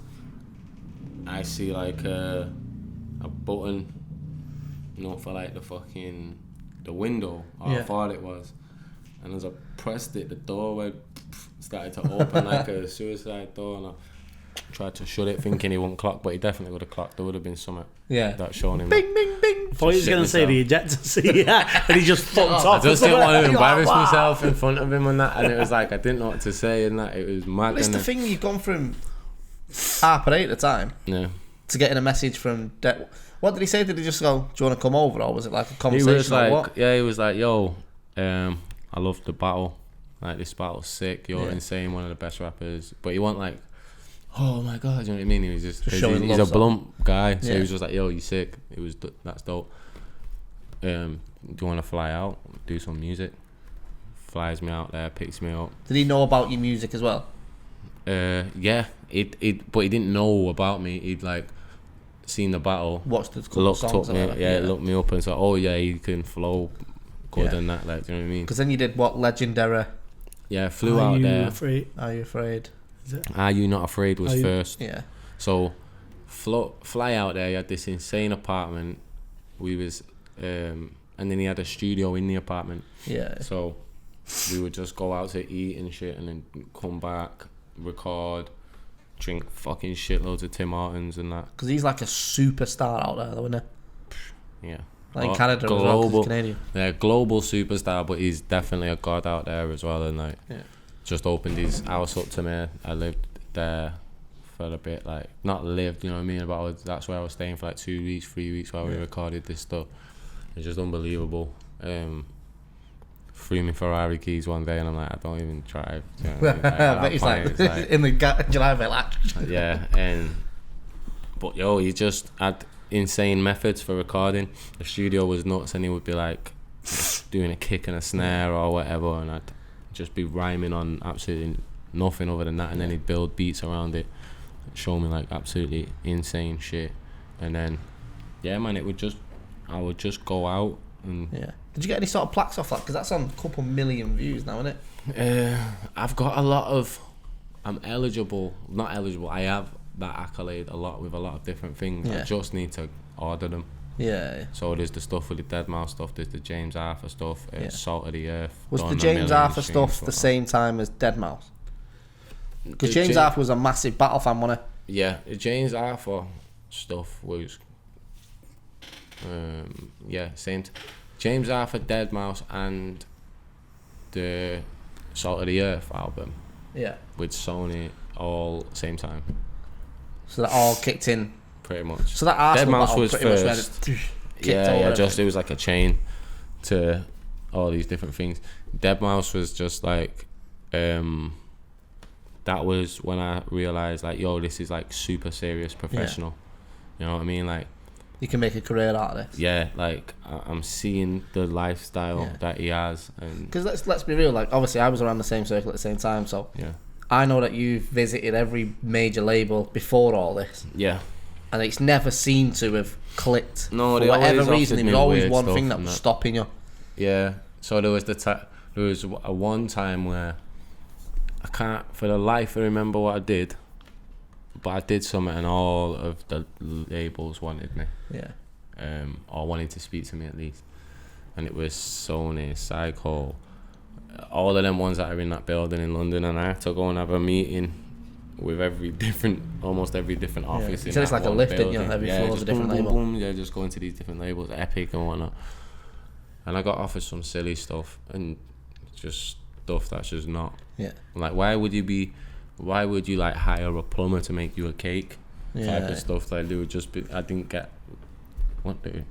I had so many offers throughout my career and like held out like when people would have done them and all that. But the mouse deal was just like absolutely open, the easy deal. Like you know, we're both going into a venture together and stuff like that. And he's gonna, and all I'm doing is rapping. Do you know what I mean? Mousetrap are doing their shit with it and all that. Do you think there's like any sort of because when you look at the UK scene, you've always been say this is like breakthrough. You've got your your dappies and all that sort of shit. Yeah. Not saying they're shit because I actually really rate dapper. But what I was trying to say is by the shit like that's the bracket of made it in the UK. Yeah. Do you think there's a reason why you've not done that with not with the Salt of the Earth stuff, but with the hip hop and because obviously you've done grime as well. Yeah. Do you think there was ever a reason why that never happened? I think because when you did the Charlie Sloth thing, that went massive. He was one of the first ones to do them sort of numbers. And if you do like list my accolades and like list who I've worked with or where I've been and what I've done and who I've like what I've been a part of and stuff like that, it's a big, massive, crazy, weird thing that is like almost impossible to achieve. Yeah. But yet still in the UK, it was never really. I never really got to that point yet where it's like a household name type of thing. And I just reckon it's just because I don't like it's getting to the point now you just have to fit into the bracket that they want you to fit into, and I'm never going to fit into that. I'm an explorer, do you know what I mean? Yeah. One thing that I wanted to ask you, which I always wondered, which I've never asked you before, why did you go at Chipmunk? Because at the time, and like not even at the time, me as a rapper, I just want you can say what you want about you're more popular than me, you have better clothes, you know more people in the scene, you can get better producers or whatever, but you cannot ever say that you're the best battle rapper in the country, or have people saying that you're the best battle rapper in the country and using that terminology, and you've never and not have a competitor like me see an opportunity to do something for the culture, for one, for myself, for him, for two, and just be an MC. And he knew that as well, but like people try and spin it like, oh, you're clout chasing. That's an easy cop out term these days. At that point, do you not think it would have been better to go Bugzy Malone? No, because there's so many. The people have asked me that before as well, and that on Twitter, and I didn't feel to address it on Twitter, which is sick. Why we speak because everyone was going at Chipmunk at that time, but Bugzy had that thing with him. But nobody went at him, and with you being from the same city as he is, at that moment in time, I thought it would have been a perfect moment for you. Do you know what it was with Bugzy? It was like there's local ties with Bugzy. There's people that I've grew up with that I love, you know, my family, and they're with him all the time, and Bugzy was at the first Lab Battles event and stuff like that. Do you know what I mean? And so there was no reason. There was more of a. With me, there's always been more of a pride thing with Bugzy. Yeah. I know a lot of people get, like, pissed at this and that. Yeah. I always bang on about this. I think it's all bullshit. Yeah, but I have more of a pride thing about it when I see him doing his thing. Like, oh, fucking go on, kid. Yeah. Do you know what I mean? Same with H and that. Yeah. It's just not. And I've always been one for Manchester Unity. One of the best days I've had recently was when we was all together. The whole scene, a lot of the scene was together. In a way, I was almost in that scenario. I would have been cavalry for Bugzy rather than anything. Do you know what I mean? Just before Bugzy had the scenario with Chip himself, me and him had a long conversation on the phone. Yeah. Just before he went down to London to do the video. And he's cool, like the stuff that he's done for the boxing club in Moston and this and that, and it to me, and I've always felt like we was in totally different lanes. Yeah. you're running with an angle saying that you're the king of whatnot and this in Manchester. For what he's talking about, he's not wrong. But you know, for numbers and this and that. He's broke clear, hasn't he? Can you not see the angle that at that time when you went for Chipmunk? The angle that you were obviously a massive name in Manchester and if not the world. Yeah. But when Bugzy was first blowing up, then I would, just me as a fan, what I wanted to see was that. Yeah. And I don't understand why you say. Yeah. I think that's the difference in it. There's a difference of because as a fan you want to see it for excitement. As a fan you want to see everyone go. Everyone don't you? And go, man, but life's not like that. Do you know what I mean? No. Yeah. And man, I just don't. There was just no, because the reason why I did what I did all happened in a night, and it was off a specific thing. Mo Stack, who's a great artist as well, tweeted, "Chipmunk is the best battle rapper in the UK," and Chipmunk retweeted it. Yeah, so you can't. So at this point I've had a few drinks. Yeah, we just done the Arsenal battle as well. You was the biggest thing in UK battle rap. So I was just like, yo, let me, say no, you're not. Yeah. And I didn't, and I called it jab because I literally threw it together in the studio, put it out there, and it was a total separate thing from that thing that he had with Bugzy. Yeah. I'm just like, yo, you can't be saying it, like, this guy is the best battle rapper in the UK, and I'm more felt pissed off at the other leaders of our culture in battle rap and our community in battle rap for not saying something else as well. Like, do you know what I mean? Like, yo, who the fuck is this? What do you think this is? The battle rap and the grime. Exactly. It was two different journeys, innit? Yeah. That's why I think I'd always felt like it would have made battle sense. Rap if you're not battle rapping. That's it. So in hindsight, I was just a bit daft. I was a bit drunk, and I was either a bit more naive and a bit daft than that. And I'm a war-proven battle rapper that, like, it's water off a duck's back for me. It's competition, and I don't look at it the way these guys might look at it. I won't look at it as offensive. I don't look at it a call out as offensive as they took it, or it's definitely not a clout chase saying to someone, yo, let's have the straight now, bar for bar. And I've done that with Ilmac, Luna, different people. I've been known throughout my career to do that, and it weren't like, oh, this is so out of character and he's trying to get views or whatnot like that. It's basically like if you would have come out and said, I'm the best grime artist in the UK. It's exactly like a grime artist would have sent for you. Whereas 100%. If you say I'm the best battle rapper, a battle rapper's going to send for you. I was trying to represent our community in that sense, the battle rap community in that sense. Shout out to him. Don't know personal issues with him. Don't know him. Yeah. He threw his little things about, his little indirects on Twitter, and that I was happy with that, because to me that's just selling a fight. He's acknowledged it, that's it. And it's just would you have liked him to step up and say don't fop at the time? Yeah, I offered 10 grand in it. Yeah, remember that you did put it on Twitter. Who would have won? Me. 100%. If we're going on grime beats him, if it's 3-round grime beats, Chipmunk wins. I remember your old grime stuff. You got your grime's hard, mate. But grime clashes are different. In grime, you just need to have popular bars. Yeah. You know what I'm saying? Like when we're talking D-Double-E can just, if me and D-Double-E are clashing and I say the most intricate schemes and the crazy shit and it fits in the beat, nice. And he just goes, ooh, you look dirty, I'm done. He's done.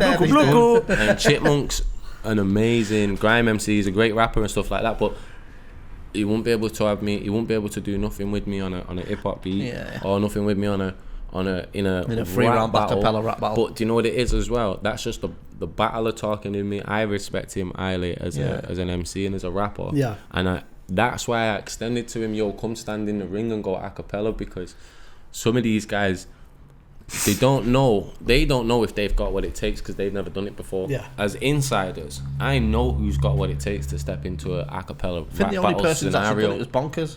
And although people didn't like what he was doing, you got to tip your hat to him. Yeah, he stepped in. Bonkers done that song. I have done it.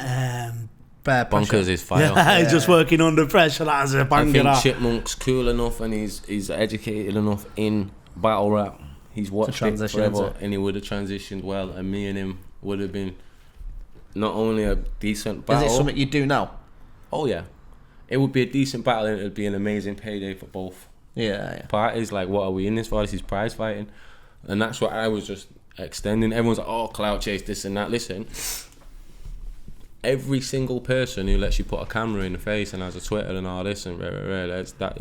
From what they call clout chasing, that's what everyone's doing. It's just called.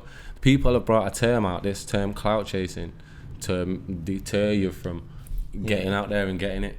Like, oh yeah, you're just trying to do what you talking about? Same way. We're cloud chasing here. 200 people are gonna watch us. What do you think of like? So the other day I was out and I bumped into a guy. I won't say his name, but I bumped into a guy and I was just talking about Manchester music. He has a lot to do with like H and that side of Manchester. Yeah. And I was talking to him about your battle coming up. Yeah. And he was like, "Oh, what's Shotty doing now? Is he doing anything?" So I was like, "Yeah, we've just done a film on." Just on Salt of the Earth album, and the guy was like, "Oh, I've not heard from him for years." Yeah. Because all they watch is like Link SBTV, Grindale, SBTV. Like, do you think that sort of side of music? Listen, like at H, like obviously H is absolutely smashing it. Yeah, man. But to the sort of like, if you're not paying attention to Link Up Grindale, I think it's hard to break through now. It's harder. Yeah. 100%. It's definitely harder. But you have to look at.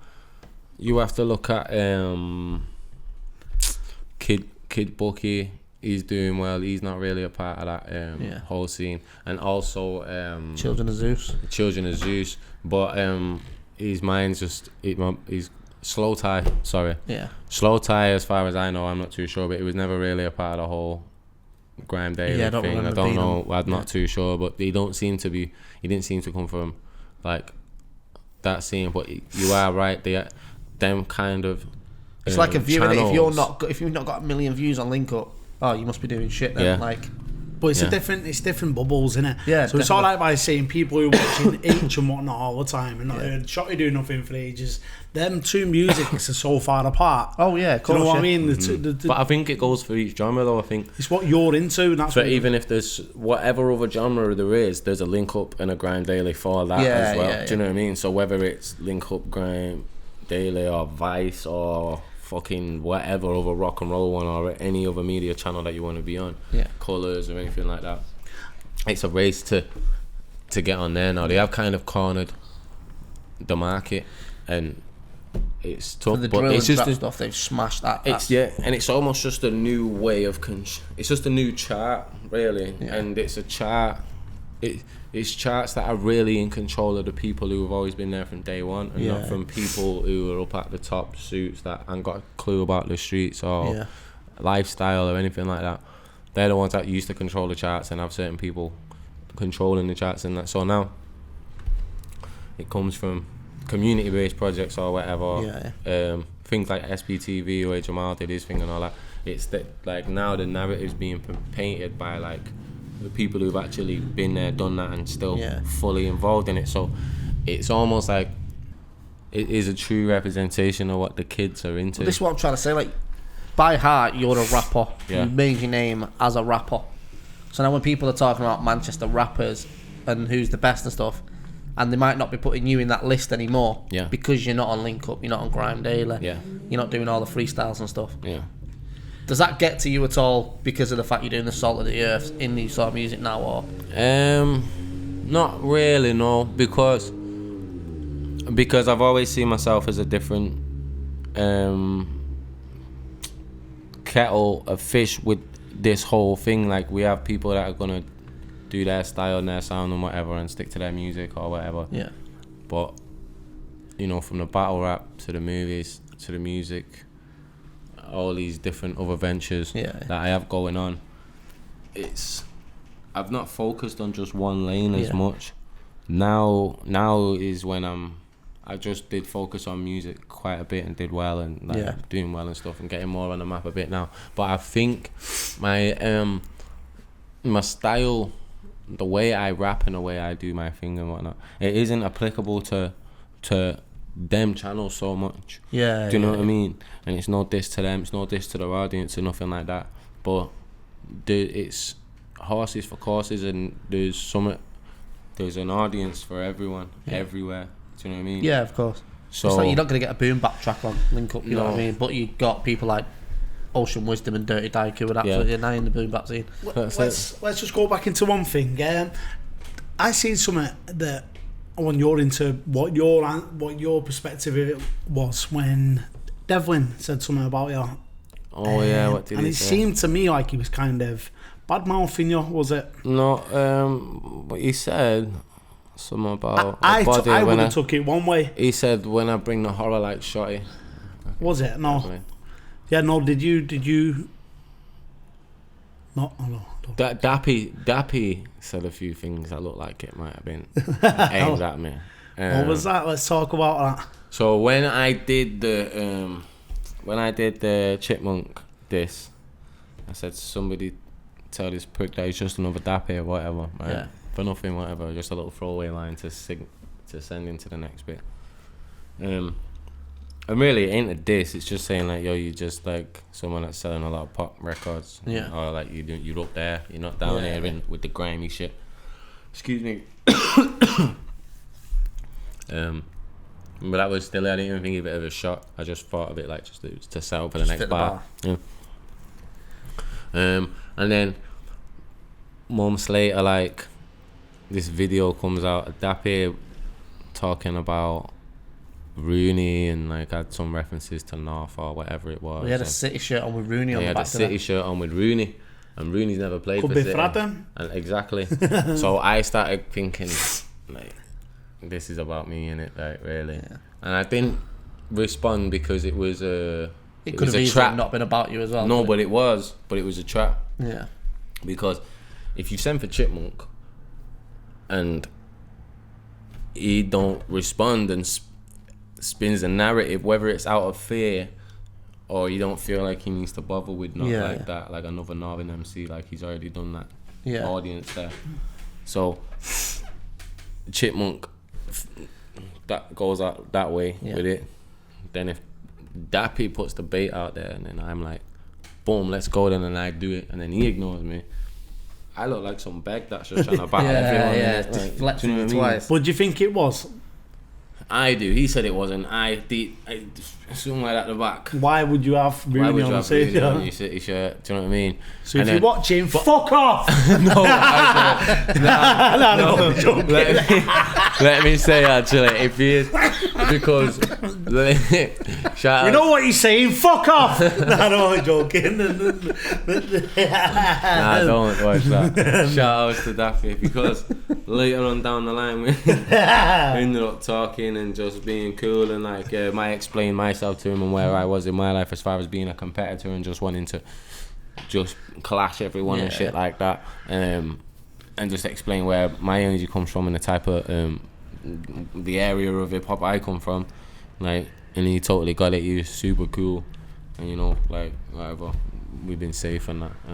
Yeah, so touching back into the old Manchester, like, this is something that was a favourite of mine, you know. I've always appreciated all your music, and I'm still a big fan to this day. Nice one. I'll actually dance on the tables, like I said in the other podcast, so that new gear. I never knew I liked indie till he did it.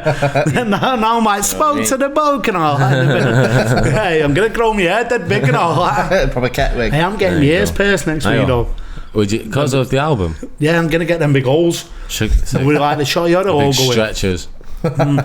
Yeah, so touching back on the Manchester scene, who was your 5 favourite artists, not in order, from the old Manchester scene, not including yourself?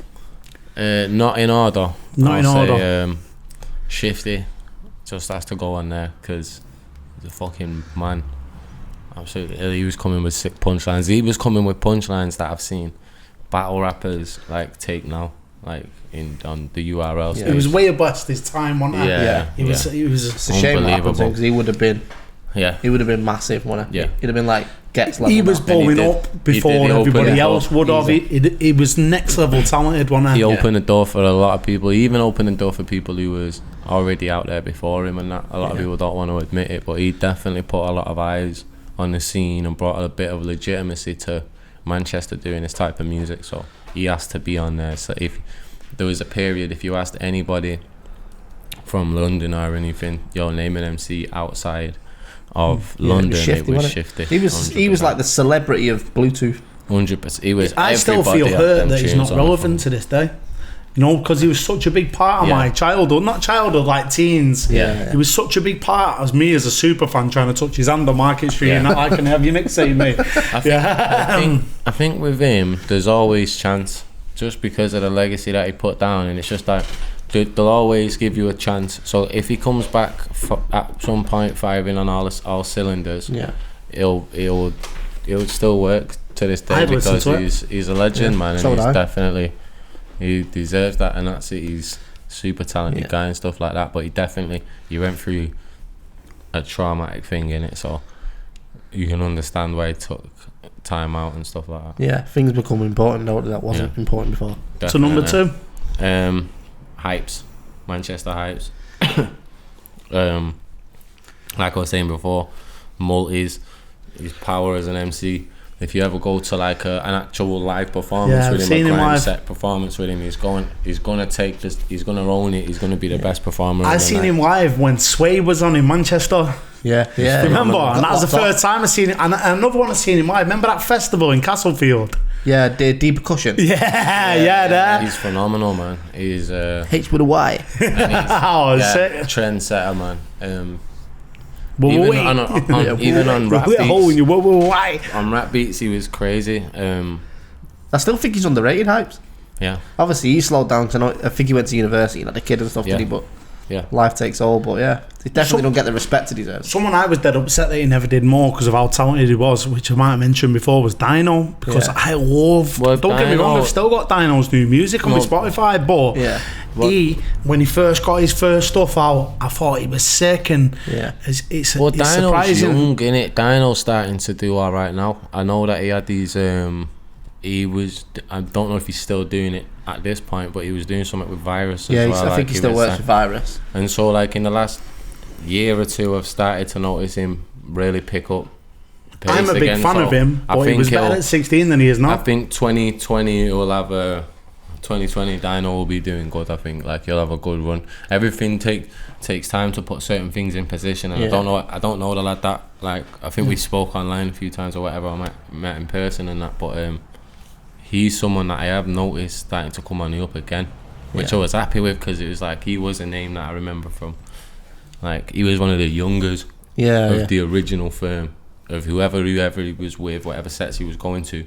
I know he was from like the second generation, and this goes back to what we were talking about before, like he had the graft when we were all young, that he's got the longevity now where he is still putting music out still. But he missed. I can't believe for someone who was that talented when he was 16, he's still exactly the same, if not worse now, even though I'm shouting him out because I think he's sick. Yeah. And I still listen to him, still have him on my playlist, but he's the same as he was 15 years ago. You like the old school sounding set record, like I do, yeah, but I still think his music was more talented when he was first out there. I'm just surprised he's not done more than what he has, and I'm bigging him up because he's sick. Yeah, but do you know what I mean? I'm surprised that you know, his first stuff was massive to me. Yeah. Now I think I'm the only guy who listens to him. Which is just my interpretation of it. I might be wrong. Shout outs to Dino. My number 3. Number 3. 1 second, and fuck off as well. I'm gonna put that on there now. Number 3.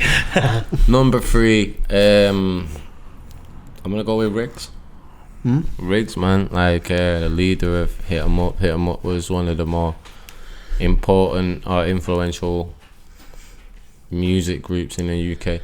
A lot of people will call them a grime group, but they did a lot of hip hop as well and other stuff. Briggz, at Liquidy, Show Them.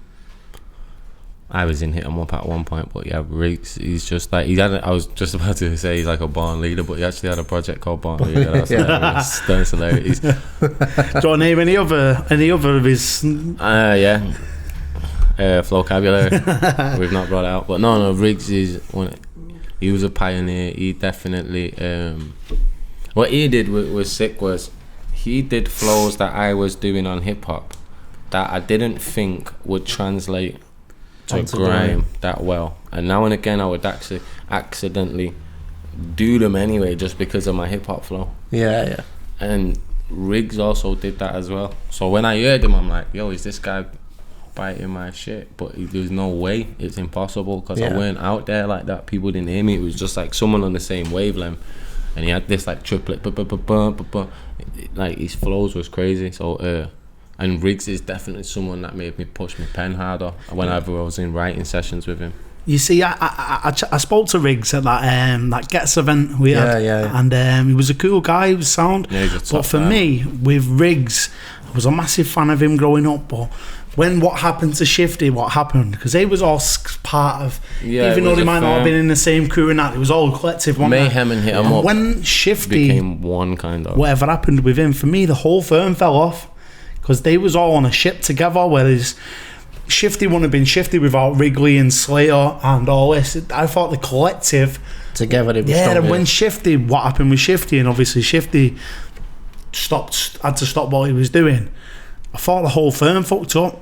And do you know what I mean? The whole firm weren't the same anymore. I think what happened was as well is like everyone at that point all got known for grime and grime sets in a certain way, and all these weird stars aligned where everyone just started to go and experiment or go back to what they was originally doing. All that.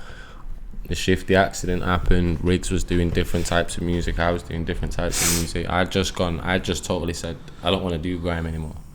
Like, and then just started back to hip hop because I started on hip hop and went to grime, and then just back to hip hop again. Them times I didn't realize I could do both. I had to choose one or the other, and a lot of artists did that. Just started going elsewhere, doing other sounds and shit. And the grime scene in Manchester, the whole grime scene just stopped. The thing is with the Manchester grime scene as well is, if you remember at the time, any opportunities that we had, someone messed it up. It was always mad. Like the decks at Unity, I don't know if it was even called Unity. Was it even Unity? Like the decks at one of the radio stations, one of the community radio stations. The decks got nicked, and equipment used to get nicked, and this used to happen, and shows used to get locked down through fighting. And do you remember the set Who Jacked the Mic? Do you reckon that's why that was called that? Because that set was fucking sick, mate. There was actually CCTV footage of it going about.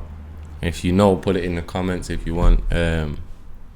Someone nicking the stuff. Allegedly. Not like, don't put who what it was, but like I'm sure it's in a video or in a DVD. Yeah, like if everyone you want Crime knew Stoppers' number to be across the bottom here now, just send it to Crime Stoppers. Don't be putting the geezer's name in the comments like that. What I think killed a lot of Manchester music as well is when we went through that certain point of like every show was getting locked off. Like I remember when Gets came up here and it got locked off, and then that Sway one did. One did. K-Coke one did.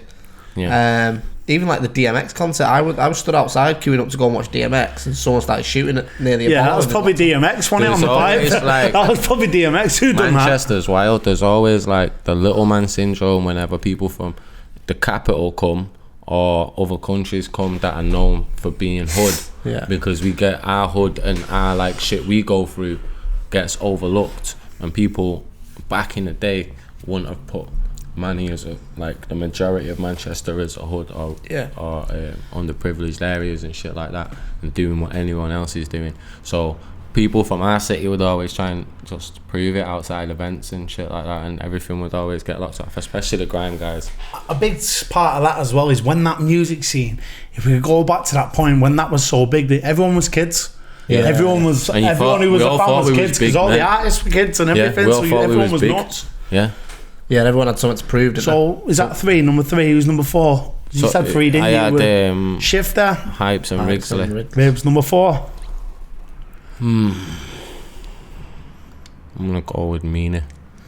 Meanie has to be on the list. Surprised you and Meanie have not done a track together.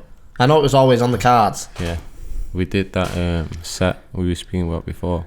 Yeah, we did a set. Was it All FM? That was it. All FM, yeah. With the show was with Gabs and someone else. Like my friends used to have a show on All FM. I think it was like Bayet and Shay Dog and all them. Yeah. What was their show called? Urban Explosion show. Yeah. So one day I was just down there anyway, and I think they had Meanie scheduled to come in. Me and Meanie didn't really know each other like that. Yeah. So anyway, Meanie comes in, and yeah, man, just threw the instrumentals on back to back for a good 10 minutes something, and it was fire. He was fire, I was fire. Yeah. It was the synergy that you thought that would have, because our styles weren't too far off. He was more talking about road shit, like he is sick, man. Yeah, super street. One of shit. my personal favorites. Same. I rate him highly, but he was talking about super like intimate, probably happened street shit. Like and I was rapping about life and everything and whatnot, but we had like the same similar patterns and like with the flows and structure. So structure and all that was similar, but content was totally different. Audiences were totally different. That's why we never stepped on each other's toes. It was never no friction. It was never no real nothing like that. He had his audience, I had my audience, but together on that set, it locked in and sounded sick. But that's a set that's like amongst little circles. It's infamous because people have spoke about it before, and everyone's like, "Oh, what is a Shotty and Meanie set?" Because we never got on a tune, and I had a full tune wrote for him. Yeah, I remember the tune, and I just never got round to giving it him. I just, because it was even like it was hard at them times, you know, emailing people and all this type of shit. It was just tough, and like it was just longer, man. I never really got the tune to him. Both of our faults and whatnot, and then by the time you're able to get a tune to him, the song's stale, everything's different. You need to do something new. Meanie's one of them as well. He comes back, drops an album, smashes it for 6 months, and then vanishes for 2 years. Yeah, because he's doing whatever else he's doing. But he does like his house music now, doesn't he? Yeah, like it's Heavenly Spine. But in a way, by doing that, to me, he stays relevant, because still his last piece of work was amazing.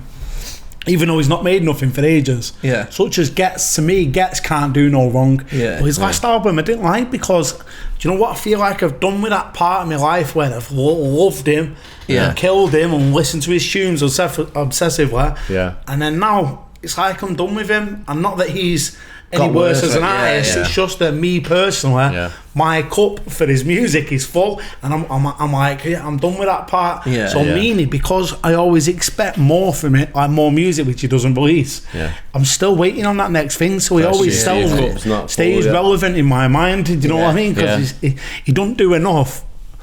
But he keeps it to be relevant to keep yourself in your mind. I'm not getting back on that. I was going to say, if Eminem would have stayed, don't get him back into Eminem. Fuck Eminem. Sake. Fuck off. Not only joking. So number five.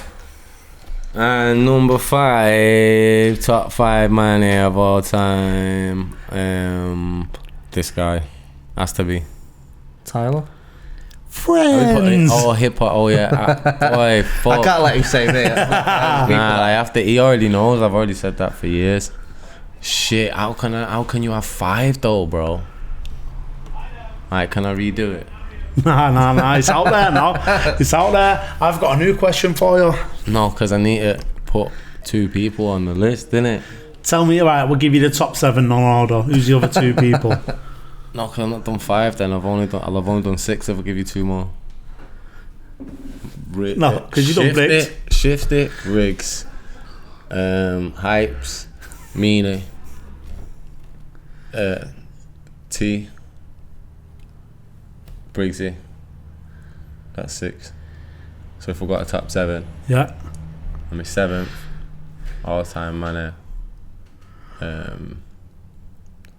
Fucking DRS. Should we just go to 100? 7 top. Would back to be 100. Hey, be mine. Friends. Fuck, it's hard, innit? It's fucking awkward. Well, is there a... I can't narrow it down. It's hard. Right. To do from the question too many I've got, sick guys. From the new sort of... Sorry, one sec. From the new sort of like kids that are coming out in Manchester now, do you still pay... Even though you're not rapping, you're still paying attention to the scene sort of thing? I am rapping. Yeah, but, you know, you've done your Salt of the Earth album. Yeah. Yeah.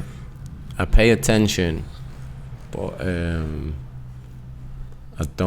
still always the same me. Where I was always kind of under a rock anyway. And that first group of people, like we've been talking about today, that was the firm I knew of, and then I was always just under a rock. All these new people came, I didn't really know. But this generation of man is exciting. Yeah. These guys now. Yeah, everyone knows H. Yeah. H is doing his shit, and that's insane because he's from like North Manchester as well. Yeah, like, from my Moston. Is I it? think so, yeah. And he's doing sick. But Meeks Manny is the guy. Meeks Manny is the illest. In my opinion. Is the new generation as good as the old generation that you came up in and come out in? They might be better. If there was two teams, which team would be better, the new generation or the old? It depends what both the in task, the prime. It depends what the task was.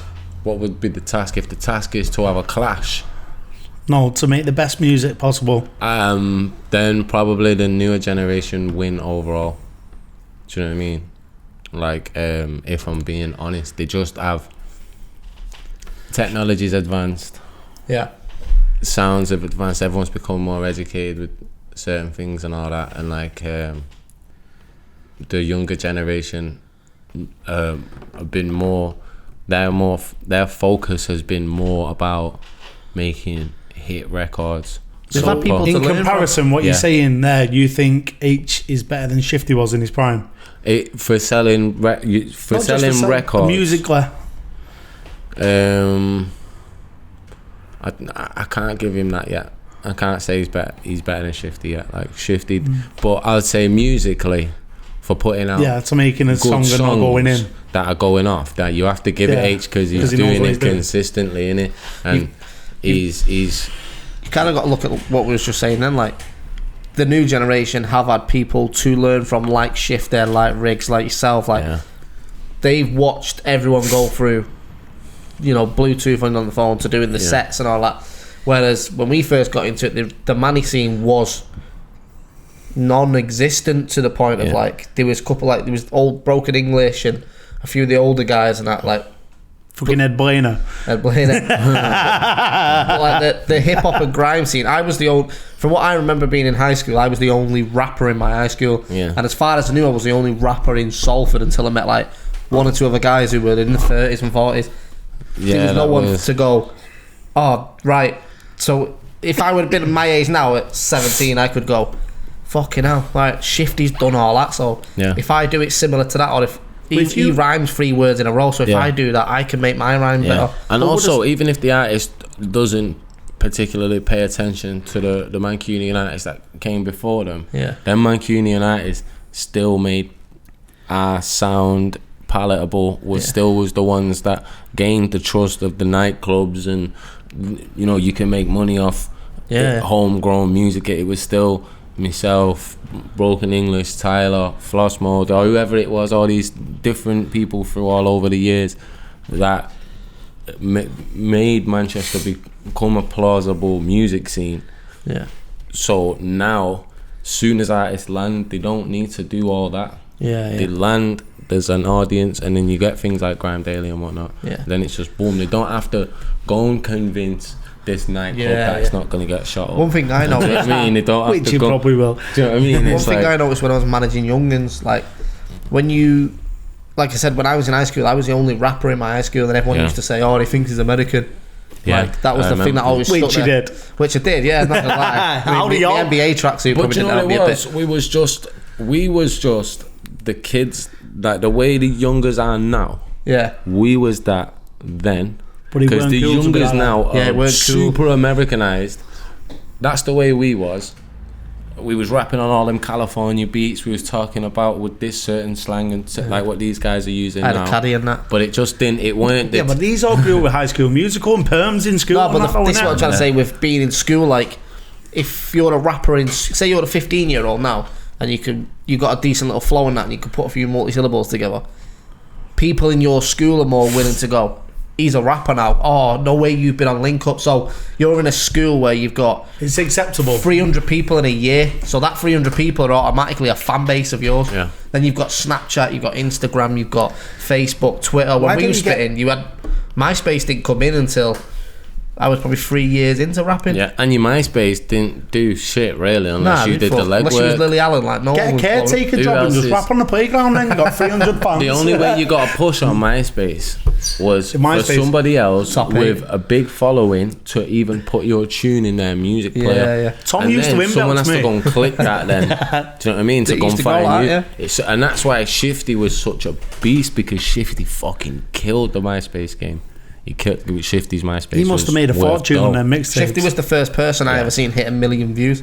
Yeah, and that was on MySpace. It's insane. Hey, what of them was me, you know. Then they had the EA. I swear to God. I was blown away when they had the EA soundtrack song. Big like that was the EA. first, like, that's one of the first UK things where it's like, yo, this is a big like contract. Yeah, like, this is EA Sports. There's a Need for Speed. And you the video's like a computer game, so shout outs to Blizz and Slay as well. So another one, who would you say, in order, including yourself, if you want to, is the top 5 UK rappers at the moment? At the moment? Yeah. Talent wise. Oh, me, number 1. Lunacy, number 2.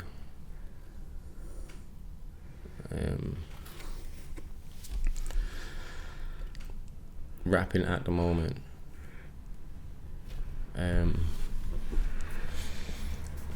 Wretch is sat out at the minute. I have to put Wretch in there because he's always active in it, really.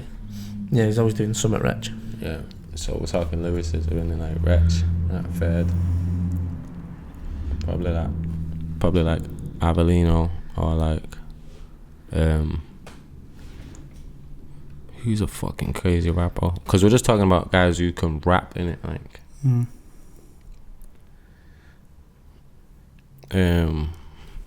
Me. Who did I say? Luna. Me. Luna. Wretch. Me. Luna. Wretch. Fucking rappers. Tyler Daly. Does he still rap though, Tyler Daly? Yeah, he still raps. Because I always listen to the Children's Zoo stuff, which is like raps singing. He's not Hoodman anymore, is he? No, he's not good. Don't go back Hoodman, but he still raps on Children's Zoo songs as well. Yeah, and I had the other one in my head as well, and it's just totally gone out of my head. Me, Luna, Wretch, Tyler, Tony D. Yeah, good shout. Is there anyone? Just rappers, not talking about being popular or selling records. Now we're going to talk about who's your top 5 most overrated artists in the UK. Shit. Just be honest, brutally honest. It's your opinion as a fan. You're not dissing them. You're saying who you think's overrated. The top 5 people. I'm not gonna do. So one thing I want to go into, because I'll edit this in a bit early, but so you've got to Canada. You've linked up with PMAC. Yep. Who's now your manager as well. Yep. For those that don't know, PMAC's worked with everyone from Drake to YNW Melly to everyone pretty much, hasn't it? Definitely. A lot of people. Where did and that. The Salt of the Earth sound come from? How did that come about? Salt of the Earth, we was I was doing, funnily enough, I was just in my mate's basement and that, and we was doing voiceovers for a cartoon. And the voiceover, like you do. Yeah. I've seen the cartoon, it's brilliant. We actually made this cartoon called Dope Boy Chris. We might put it out actually. Should put it out on this channel. Yeah, give it us. We'll put it out. Yeah, put it out. This cartoon. So we do the voiceover, and one of the characters in the cartoon is a wrestler that gets fired by Vince McMahon for not taking enough steroids.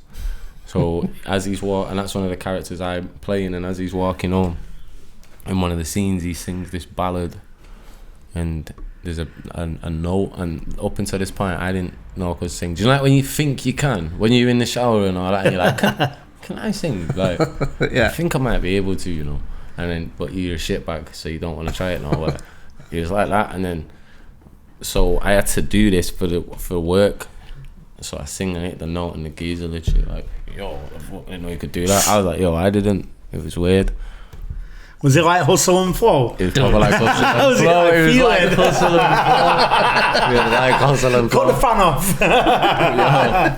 I feel hard out here for a pimp. We did all it takes and finished the cartoon audio shit that we needed to do that night.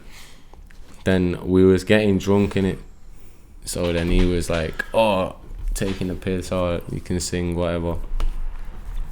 What songs do you know? And then, but I've always, as far as singing goes, I've always been a super big indie fan.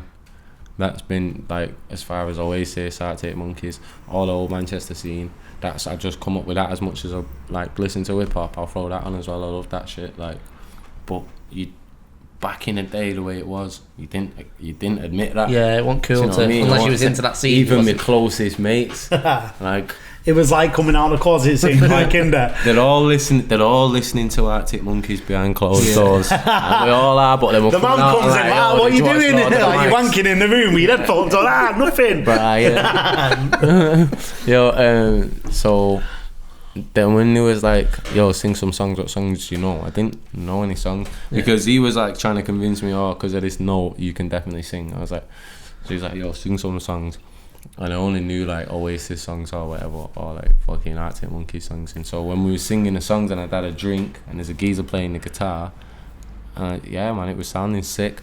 So they convinced me to do a recording session and just work on this one song, write a song. And they was playing whatever and I'd be like, nah, that's too American, that's too like Canadian sound, try and get it to an English sounding thing. And we ended up with this song called Terry.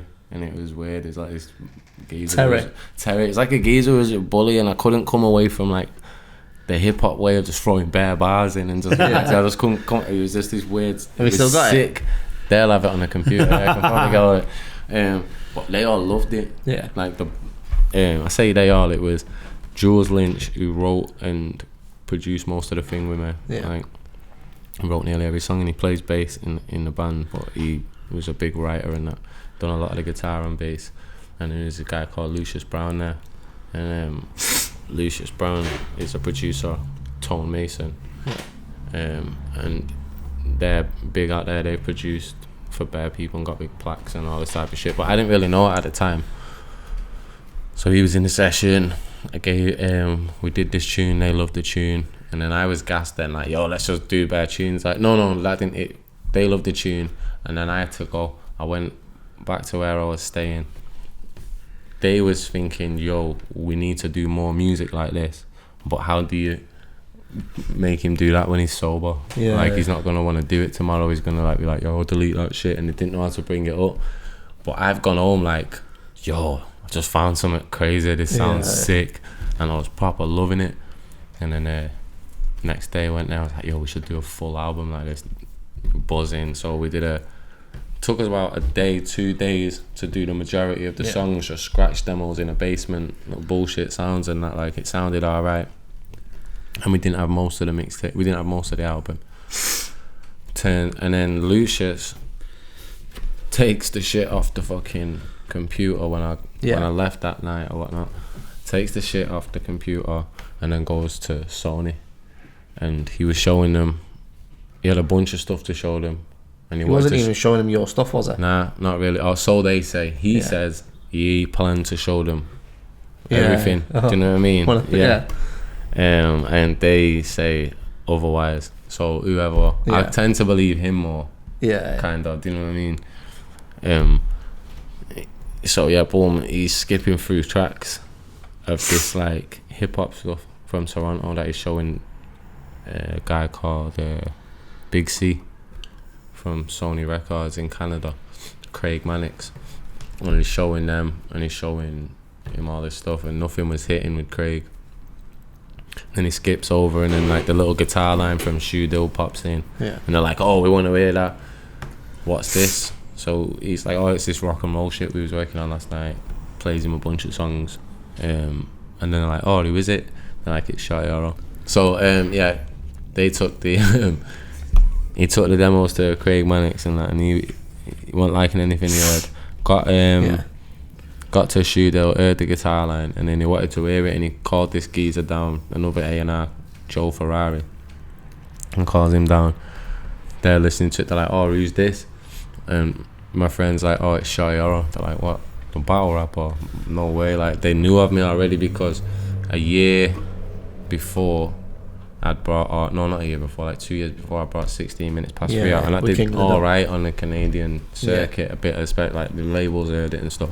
I remember these two guys came up to me when I was at one of the King of the Dark events. I gave them a CD and that. So anyway, they remembered me. They said, and this was just off bullshit scratch demos, this was before we recorded it all. They upstreamed it to the main guy, Shane Carl, and he was just like, yeah, fuck it, sign it, it's sick. But this was just shit that we just recorded in a basement, me and one other guy. There's no band, there's nothing, and then so Lucius comes back and he's like, yo, Sony want to see you tomorrow, want to see you perform this shit. So you never performed it? Nah, it's like days old as well. I'm like, I don't know this song, I don't know how to sing live, I don't know none of that. Like, was you nervous? Shit in it. Did any of the stuff off the scratch demo make the album? Yeah, the whole scratch demo was the album, but there wasn't lanyards. But the scratch demo sound was terrible. We had to just recorded live in the basement. So where we went, the basement where we went to perform for them. Luckily, one of the guys that had come and worked on a few of the songs, this guy called Jesse Klein, he come and worked on a few songs. His friend Quinn had this house he was gonna knock down, and we could use the basement for a few months. So we just assembled a band, borrowing this drummer from here and that there, Jesse, Jules and whatnot. Make this band, learn the tunes, rehearse, and then go and perform for Sony in this basement. Yeah. Fucking didn't know what the fuck we was doing. Anyway, it worked, they loved it. Come outside, they're like, oh yeah, we want to sign it. Anyway, then we had to go and hire, or we could have gone to a studio and just spent the money on a studio. Or we just thought, yo, let's just go and hire all the equipment that we need, put it in this basement where we did the thing, and we can just smoke shitloads of weed and do the sickest album ever. So like a film. Yeah, like a film, bro. It was fucking crazy. So we did that, and the house was massive, some beautiful house. I got pictures as well, so I'll send them to you, can just pop them in. So the house was fucking sick. And then we was just like back garden, big massive back garden. All this, the boys was just chilling, doing whatever, drinking, smoking, making these sick tunes. Flew Liam Williams out from England to engineer it. So he was engineering it all. He was like a fucking mad scientist in there. It was mad. And we just rigged up this old house with all this fucking equipment and just smashed the shit out of it. Did you have a bedroom in there? Nah, I'd always go home every night because at the time I was with a girl in Canada, so I was staying like had my gaff and that, so I would just go home every night.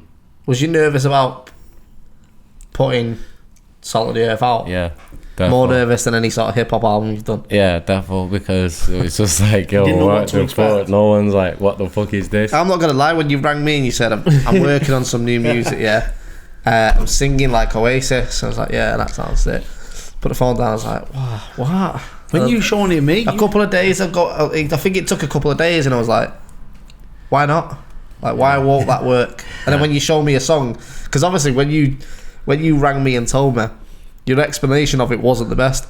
Yeah. You said, I'm going to black out all my social media and I'm going to release a song like Oasis. So I thought, cool, yeah, I'll back it. And the only reason I said... He's not had his meds. And the only reason I said like Oasis is because I was like, I didn't want to explain the sound. Yeah. And the closest thing to what people had already said because of the accent when singing, and it's indie rock, was, it's like Oasis. So I just wanted to, because he was a hip hop head and that. And so I had to be like, yo, this is going to be like Oasis, but with like aggressive like rhymes and yeah, you told me you were still going to rap on it. You see, when I first heard it, I didn't know how to feel about it. I didn't know how I felt betrayed.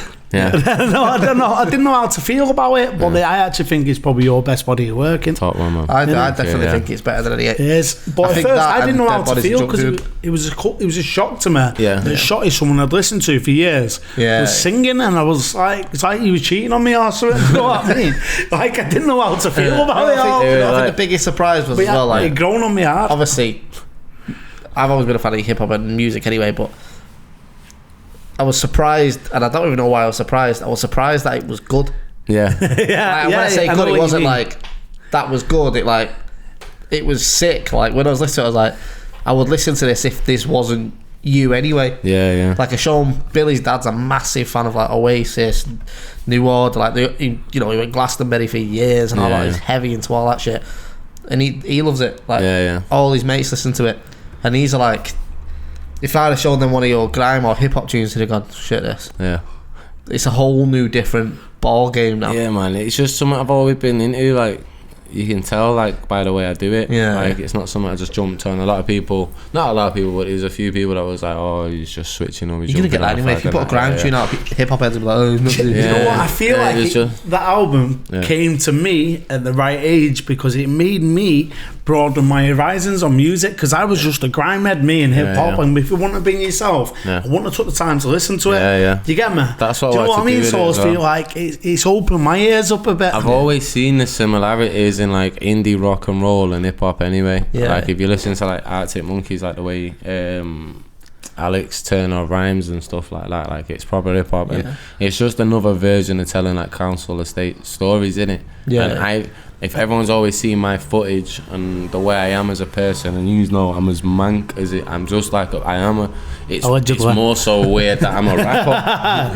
Do you know what I mean? I used to like that Jamie T actually. He's a bit. Remember him? People only told me about Jamie T when people was like, oh, like, you know, when I'm starting to do this, people was like, oh, you're like a rapping like indie like Jamie T. But then when I heard it was like, oh, it's not really like my. Have you noticed your crowds change? Yeah, definitely. And like, wait, 1 second before you go into that. Do you prefer doing the indie shows, or do you prefer doing, like, say for example, do you miss doing the Blackburn Mosh Team sort of show? Or do you prefer with doing hood rats? No, the Blackburn. I'll show you footage to the Blackburn. Mate, I've been to Blackburn. It's an heavy gaff. Mad. How mad was that? Crazy. He was on stage, If you're from Blackburn and you're watching this, don't. He was on stage. The room was rammed door to door, wasn't it? Like, to the point where you was like spliffs on stage and the security couldn't physically get to you or to stop you smoking on stage because it was that busy. And Shotty ran off stage and threw up and ran back out stage. Out of like the hip hop sort of shows at the peak, the best hip hop show you've ever done and the best indie show you've ever done, which one would you go to? The best indie show. Why? Because it was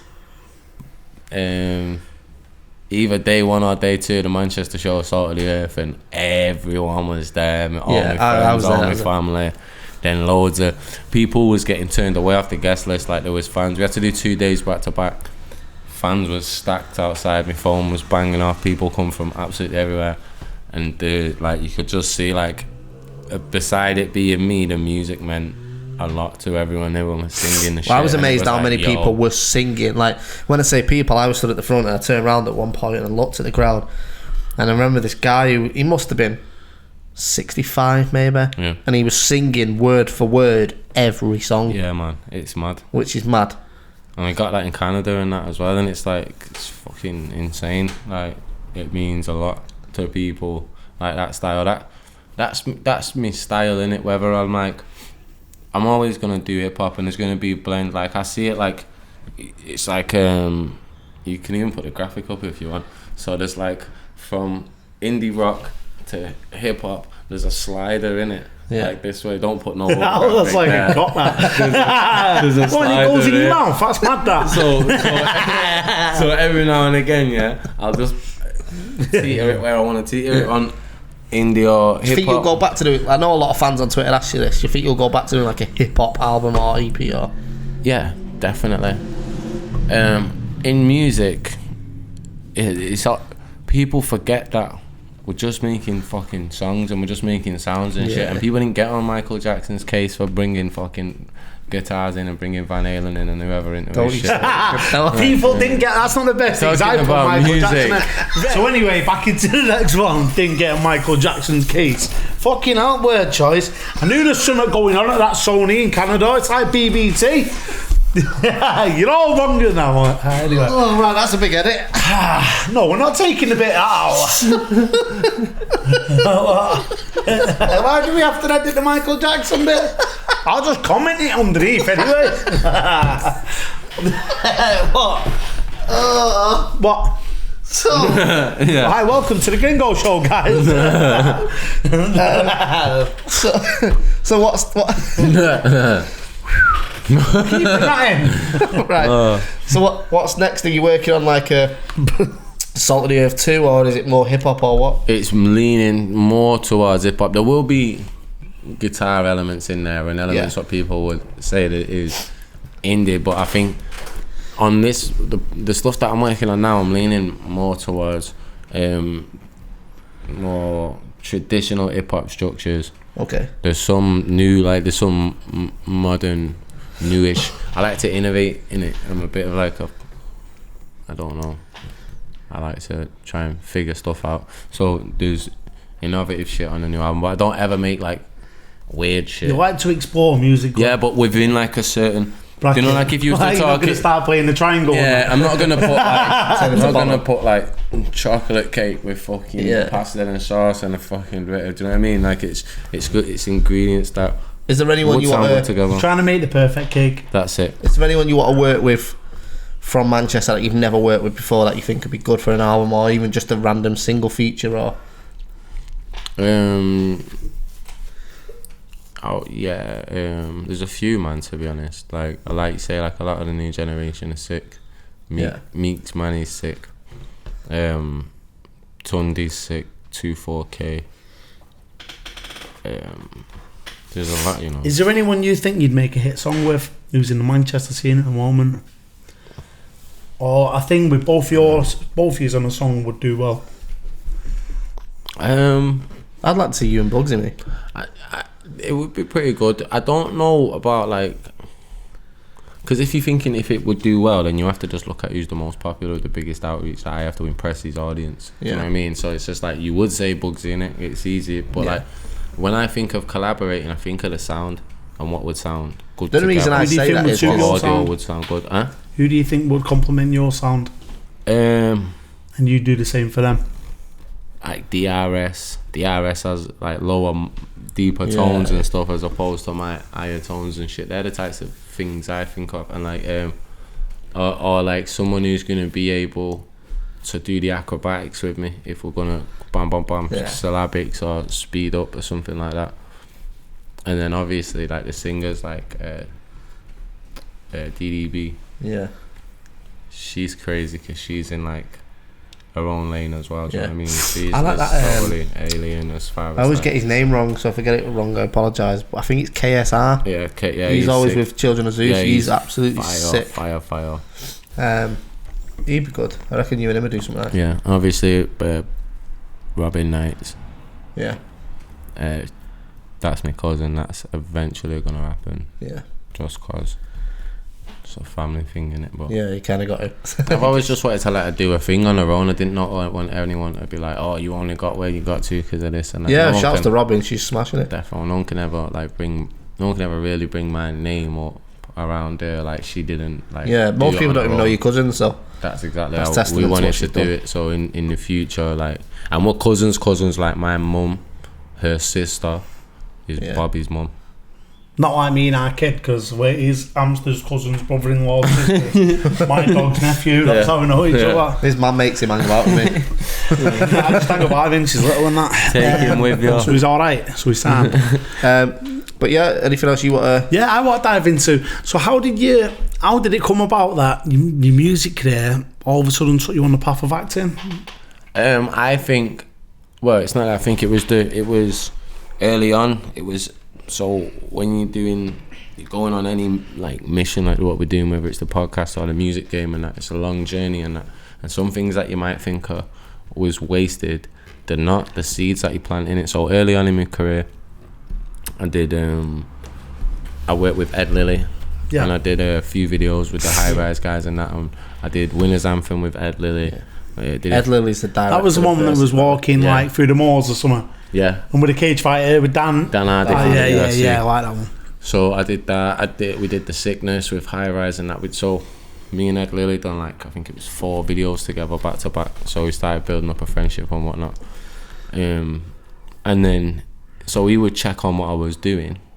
And then he got into the battle rap game and obviously Don't Flop went big and all that. Well, they were the consultants. He didn't get into the game, like he wasn't working. He was just like a fan, like, watching the shit. He's been to events, and been to events and that. The director Ed Lilly, of verses. Well, if he was going to make a UK battle rap film and he wanted an ice spinner, why didn't he ask Luna C? If you want to know what? Joking. Do you know what though? Like, you've hit a point there as well though, because like I do think it's weird that Luna weren't in it, and I don't know how that happened, whether it was Luna's camp or I think the thing is though, I do kind of understand it in a film making point of view. If you put one person, you've got to put everyone in, and then it's like Bodied. Whereas Bodied had so many little cameos, some of them felt forced to the point of like, oh shit, we've got to put. Right. I mean, Lux and Hollow, for example, they were a part of the film, but if they would have just had Lux walk past going, got a chip, like pointless. You just wasted Lux in the movie. Whereas I think they did the right, even like Shuffle's in the film, but he's only in it for a split second. You're an actual character in the movie, which I think is probably the best way to do it, because then, let's be real, we're battle rappers, we're not actors. Obviously it's an acting, it's a theatre performance on stage, but we're not trained actors. Like, I can't do what Andy Ellis can do. They're amazing. But he could step on stage, and boy, he probably could. Fucking hell. Yeah, he probably could, to be honest. But I think it made it more of a film, because Versus, for me, watching it for the first time, was a drama that was set in battle rap. It wasn't a battle rap film with drama. It was about Connor's character and everything else. He just happened to be into battle rap. Battle rap was like the medium. Like, I mean, like what it was. So it made sense having someone like yourself on there. Obviously, you still are the most viewed. So if you're going to make it credible in the battle rap community, you got to have me on it. You got to have someone on there, haven't you? Definitely. So what was your name again in the film? Slaughter. Slaughter. So can I speak to Slaughter a second? Yeah, I mate. Who do you think won? Who do you think won in that last battle on the beach? Me. I thought you got robbed, to be honest. Me, I won. Did you? They didn't announce the winner. But sort of thinks he won. Is that a new thing? It was promo. Slaughter never lost. Justice for Slaughter. Who do you think would win, Shotty Horroh or Slaughter? Shotty Horroh. Is acting something you'd consider going into again, or is that kind of done its thing? Yeah, I'd love to. I had a buzz on set with Ed and. Would you want to play something else other than the battle rapper now? Yeah, definitely. But that was a perfect way to be introduced into it. Yeah. Something that I know. It was like doing the game on easy. Yeah. Something that I know a lot of. You're not really acting like you was acting in the sort of confrontational scenes. Yeah. And then you know, like knowing the director and that. Yeah. Made everything easier. Yeah, and then a lot of the cast knew who I was. Yeah. So conversation was easy and quick, and then I knew a lot who they was as well. So. And then I love all them guys. We're like a family, man. So an important one. If you was to do more acting, could you get me a part? Yeah, definitely. What would you like to play next? Ooh, a dandelion. Dandelion. Oh, yeah, he's doing it though, and he's a natural though. Self-tape. I think it'd be sick to be like. There's all these superhero films. Let's be a superhero. What about a series? Just in it somehow, like not even a superhero. Lex Luthor. Well, yeah, a wrestler. I'm bald, innit? Anything like it would be sick to just be Jimmy Grimble too. Jimmy Grimble. Hey kids, that's Shotty Horroh. That'd be sick. Jimmy, pass it to Gordon. Anything as long as it was something good and like it was a bit of decent money about it. You play anything for the right. To be honest. Hey, fake taxi. Fake taxi. Depends. Send us a little DM here and say how much you're offering. We'll all be on it. With his agents. But yeah, so as far as the music, what's coming from that next? I have a song. It probably will be out by the time this. No, it won't be out. But you'll probably know by the time. Yeah, we're already on Twitter, innit? The song. Yeah, I just did a song with James Arthur and Ty Dolla $ign. Yeah. So, yeah, man, I'm excited about that. It's one of my favourite songs I've done in years, to be honest. Yeah, I've seen James Arthur preview a little bit the other day. It seems to have gone down. Yeah, really we've been speaking and like everything's like 99.9% done, and you know what that means in the music industry. It means it's not done. Yeah. So, like, we're just waiting on a few little pieces of paper. Just waiting for someone to go, So who would you say is the hardest out of you and James? James is a big lad, you know. Is that? Yeah. Is that? No. For Premier Battle, so that's going to be insane. If you was going to watch a podcast in your own time at home, which one would you watch? The Arcade Podcast. There you go. And if we get 1,000 subscribers, hey, so listen, as it stands as usual, if we get 10,000 views on this, our kid will smoke crack on the next show. If we get 1,000 subscribers on Twitter, I'll battle someone on Premier Battles. There we go. If we get 1 million views on this, Shotty will smoke crack for good forever. Thanks for watching the Arcade Podcast. I have been Bison Briggz. This has been J Gringo Green. Joined alongside Mr. Shotty Horroh. Nice one for coming on. Say bye, Shotty. David. Make sure you comment. Make sure you click subscribe, leave a comment, let us know you want to get on the podcast next, or anything you want us to ask Shotty, and we'll get him caught up at Apex September 7th. Go and get your tickets. premierbattles.club. Arcade Podcast. Howdy. Ciao for now.